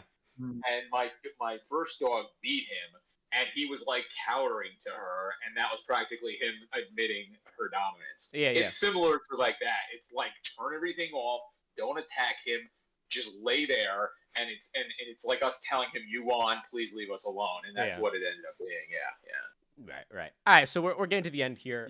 Yeah. Any last comments before we get to our final, ratings? The only thing I'll say is something I touched on before. I thought the cinematography and just the way this movie looks is amazing. It's so colorful. They really framed things very well, especially when it comes to Kong. Godzilla 2. I love that they didn't like zoom in on the fights and like make things super close. You could tell what's going on at all times. Kind of like what Mark said too. There's no like storm or not. They're not fighting like through the waves. Like you can very clearly see what's going on at all times. And I really commend the filmmakers for having the bravery to do that and to make sure that it all looks well. Like there might have been like some CG where I thought it was inconsistent, but overall, where it matters, which is the monster fights, it looks incredible. Like some of the best, CG that I've ever seen. So hats off to them. But any other final thoughts before we get to our final ratings, boys? No, I'd agree with you on the cinematography part. It was the movie looked pretty good. It would have probably looked better in a theater. On that agreed. big screen, but it was shot and framed that way because that's what these big monster films are. So it definitely is a shame that we had to all more or less just experience it on our televisions. But yeah, other than that, I was pretty impressed by just how not generic action movie this was. What were you going to say, Ghostless or Mark, before we get to our final ratings? Actually, Go ahead. Go ahead. Yeah, you mentioned the colors. It's cool because when I rewatched them a while back in the order of the movies, and this is when it was still on HBO, it's cool because the first one's like very like you said, it's like monster dark and different angles and stuff, but it gave you that creepiness. But then like also like you knew Godzilla was the good guy, so it was like a hopeful type of thing too. Sure. But it's like then you go to Kong, and Kong is very colorful. It's all during the daytime. It's they have some night scenes, but it's mostly in the daytime, and it's colorful and all that stuff. And then a lot of browns and greens and stuff like that. And then you go to the next one, which is King of Monsters, and it still has the dark stuff to it, but it has a little more color, a little more light to it. Yeah. And then obviously this new one was like, it was like daytime, nighttime, colorful colors in Hong Kong. Like it had everything. And my favorite still in the sense of like in the tone, I still love King of Monsters a lot more in the sense of tone because really? I just the fact that you have Godzilla, he's the man, and then it's like here's King Ghidorah. This thing is freaking like when you see the shot when they first meet each other in the Arctic when he first comes out. And it's still one of my favorite pan-out shots where you know how big Godzilla is, right? And he shows up, and then King Ghidorah's there, and they pan the camera out where you see the tiny-ass freaking, helicopter thing they came in on. Out of the chopper thing. And then there's Godzilla, and then King Ghidorah sits there, and it goes up and puts its wings out. Yeah. Like it's trying to intimidate Godzilla. Yeah. And when they do that pan-out shot, that is the first time you realize, wow, Godzilla's huge. King Ghidorah is a fucking monster, dude. Yeah. Like, he's making Godzilla look small. Like, that was, like, one of my favorite pan-out shots when they faced off with each other. And then when they rush in on each other is, like, a lot, like, that rush, that's the one thing, like, I love the rush in with Kong and Godzilla a lot because it worked for them. But in the sense of magnitude of these two giant monsters that make me feel like an ant, I still think King of Monsters had that down better. Sure. Because, like, and maybe it's because I saw it in the theaters. That might probably be why, Yeah. That's why I still think King Kong versus Godzilla would have been even better in the movies. But, like, when I saw King of Monsters in the movie theaters, my jaw didn't close the entire time watching it. Like, at all. Because of the visuals of the size of these monsters. Like, his fight with Rodan in the air. And you're seeing them fighting in the clouds. And you clearly see King Ghidorah's whipping its ass. And then, like, to the point where Godzilla's gotten messed up so badly, and he has to disappear, and King Ghidorah is on the mountain with his freaking wings out, and Rodan comes over and bows down to him. Like those scenes with the cross when they pan out and the cross is there, like it's the tone of it was just King of Monsters still like gives me chills every time I watch it. Like just from like the tone and the magnitude and size of the monsters is probably why I think the third one is my favorite out of all four. But King Godzilla versus King Kong is like right up there with it because the fight scenes were I don't know if it's just because Kong was bigger. Obviously, he grew because he was a baby in Skull Island, and they said he's still gonna grow. So that's why when people are like, "How did he get Godzilla size?" It's like, well, if you watch the second movie, they explain it to you. You know? Yeah. Maybe it's because I was just not still used to Kong being big. You know, it almost felt like, did Godzilla shrink? No, Kong got bigger. It's just, it feels weird because you're not used to that, you know? So that took some adjusting for me. But I think the fight scenes were definitely much more fast-paced, much more like, oh, shit, oh, God, it's like fucking WrestleMania over here, Royal Rumble or some shit, you know what I mean? I like that a lot about Godzilla versus Kong. But yeah, the third one's still, like, my favorite out of all four. Sure. No, I'm with you, man. I love King of the Monsters. Mark, did you have anything else you want to say before we get to our closing thoughts and final ratings? No, I enjoy it. I think it was what it sets out to do. It does very well, and I think this was a good step forward for this series. I think they found their niche. They found the right balance between, you got to have some human characters, you got to have some celebrity names to help sell it, but also people like the monster fights. And I think this one just more so than the others, this one was so focused on the monsters that I never found myself doing the itchy and scratchy and poochy, you know, when are they going to get to the fireworks factory? Something is always happening related to the two reasons why you're watching this movie at any given moment. Right. And I think that's a great approach for them to take moving forward, because I know it's uncertain if it's going to continue, which I thought was very weird because this didn't strike me as a grand finale, but it seems to have done well critically and financially, and they were saying, I think it was the head of Legendary Pictures was like, this is the kind of thing people are going to have to vote for. Like, if you want more of this, be vocal, and we'll give you more of it. So I guess we're probably getting more of it. Which, all right, I haven't had a reason to give up on this franchise yet, so let's let it ride. It's not like the Dark Universe or the DCEU once upon a time.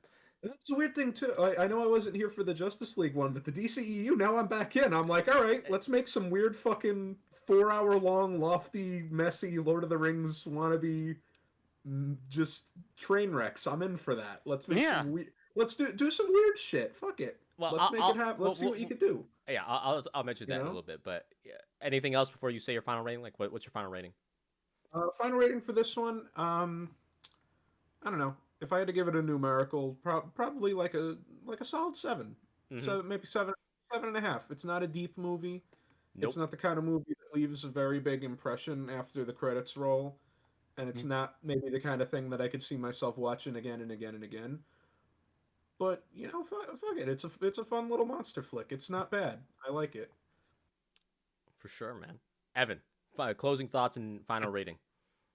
Closing thoughts, I think, is if you want to enjoy this film, like, treat me as an example and do the opposite of literally everything that I did. And that is, like, do not like, I mean, I enjoyed it for sure, but, like, you know, don't go into this blind because you think it'll be funny. Which I did think it would be funny. I also additionally thought that, like, this movie would work in a way similarly to what Avengers kind of was like, where, you know, you didn't see every film going into it, right? And not a lot of people did see every single one of the movies. I didn't see Thor, but you know, you can kind of go into it and get the gist and understand the characters, et cetera, et cetera. Sure. But it's I guess it's less of a thing with this one. You definitely have to be more into the source material here in order to kind of like because the characters just have a bunch of characterization in the previous films that makes you like them. But yeah, I guess as far as final rating goes, just with all of that in mind, that I basically watched this in the entirely wrong way, I would give it like, how do we feel about half numbers? Like this, man, it's your score. You make it whatever you want. I'd give it somewhere around a 6 or a 6.5 for me. You know, it was decently done. It was not by any means a bad film. I enjoyed parts of it for sure. I think some parts were fucking ridiculous, but you know, that kind of added to it. And it made me more interested in this whole, what is it, MonsterVerse concept than I thought I would be, which was not at all. Like, it made me like actually be like, hey, maybe I should finally check out all of Skull Island in a sitting. Maybe I'll check out, you know, the Bryan Cranston movie, which is spoiled for me, I guess, but I don't care. And you know, maybe if a new one comes out in theaters, sure, why the hell not? I miss theaters. That's it. Would you recommend people not go into this like you did, that they watch the other movies beforehand? Oh, absolutely. Yeah, I think you should. I mean, I feel like if you're not interested enough in this film to like go into the other one, or like if you're not interested enough in this film to watch like at least one or two of the previous ones, then it's, I don't know, it's not really worth, I think, checking out in that regard. But you should probably check out Kong Skull Island first. I feel like if you do that one, at the very minimum, you should be okay. Because that one's pretty good. At least Kong Skull Island or the first. Would you guys say the first Godzilla, or the first new Godzilla one, would be a good intro point? I would say Kong Skull Island, because Kong is the main character of this movie. So it makes sense that like this is basically a sequel to that. I'd recommend watching all of them, but obviously if you don't have the kind of time, I probably just tell them watch Kong Skull Island and watch Godzilla vs. Kong kind of thing. Yeah. I think that's a good recommendation. I definitely say if you're the type of person who feels like you'd be interested in this film and you want to enjoy it, and you should definitely check out the previous films and then watch this, because this is just a bombastic, silly, stupid, just fight movie. Yeah. I couldn't have said it better myself, man. All right, Ghostless, tell us, man. You're the super fan here. Give us your final thoughts and rating. As going into it as a Godzilla fan and not looking at it as like movie wise, it's like a 9 for me. And it's definitely right behind King of Monsters, because like I explained, that one's still, my jaw was on the floor the whole time watching it in the theater. But I think that's the biggest factor. I feel like it might have even been like 9.5 closing in on 10 if it was in the theaters. You know what I mean? I feel like the theater aspects, watching it at home instead of the theater first, definitely took away some, because I feel like this thing would have thrived in the theaters. But yeah, because when I go into these kind of films, the same thing with like Pacific Rim. Obviously, Pacific Rim had a very good story to it, but it kind of needed to, because it had to build its world. Godzilla doesn't need to build its world. You know what I mean? Like I think that's the difference for me when it comes to these kind of films. Is I don't go to a Godzilla film expecting character development and strong story. I don't give a crap. I just want to see things fighting each other, and if you give me that plus, I'm happy. And that's how I rate it, because I don't rate Godzilla films or kaiju films in general, excluding Pacific Rim, obviously. I don't rate those films like I would if I'm watching a regular movie. Because I'm going into them wanting to see insane graphics and tone and fighting and stuff like that. And you know, characters and story are like secondary for me when it comes to those. But like, you know, like other than Pacific Rim, that's, you know, they had to build a world, so that made more sense. But yeah, no, definitely like a 9 for me, because on a scale, because it was just like, it was awesome. It was from start to finish. They made me love Kong more than I did prior, which is like a big hurdle for me. And they made me love Godzilla whipping ass, because I'm just such a Godzilla fanboy. And yeah, it was all around. Like, I can't wait for them, because it sounds like because of the success of this movie, they're going to continue and probably have. I hope so. I certainly hope so, man. But yeah, no, for me, it's definitely like a 9. Right on, man. Like I said before, I set the tone from the beginning of this review. This is one of the dumbest movies I've ever seen. It's certainly the dumbest movie I've seen since Hobbs and Shaw. But that's okay, because I had a great time. I got exactly what I was looking for.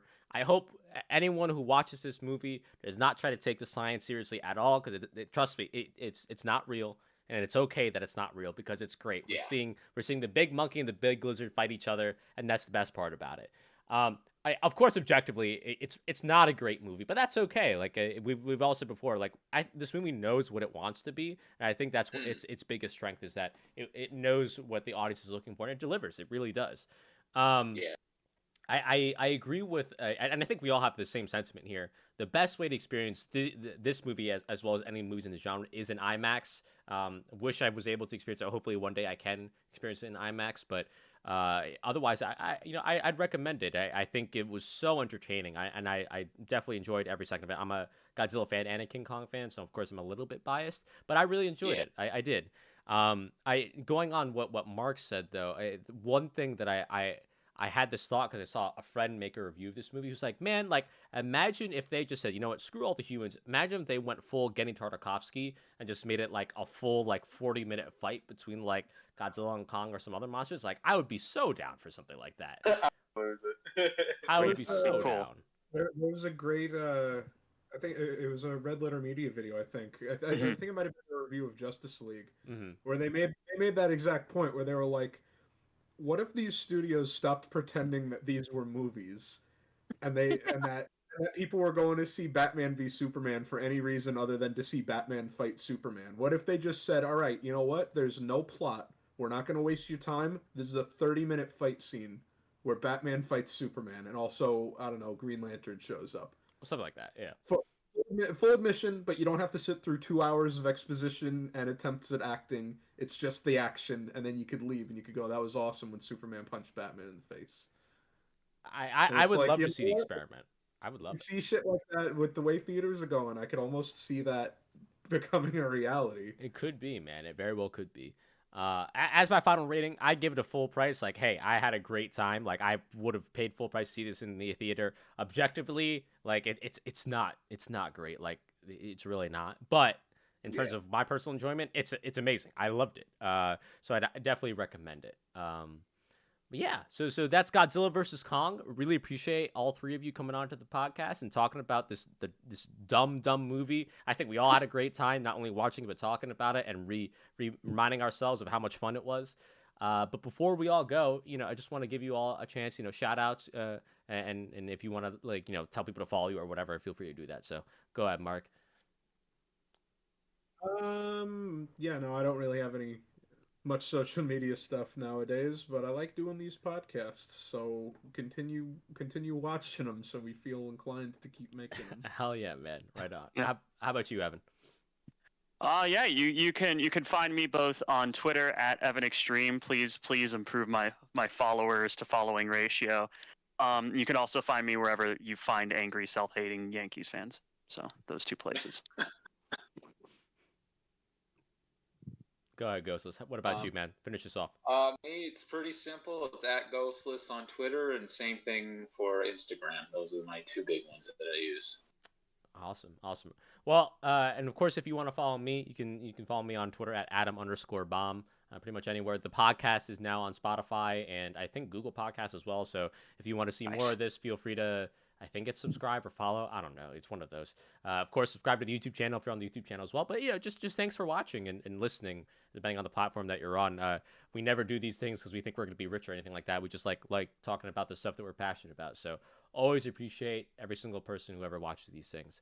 But other than that, take care of yourselves. The world is slowly becoming less and less on fire, which is great. So go out there and do your thing. All right, everyone. Have a great one. Peace.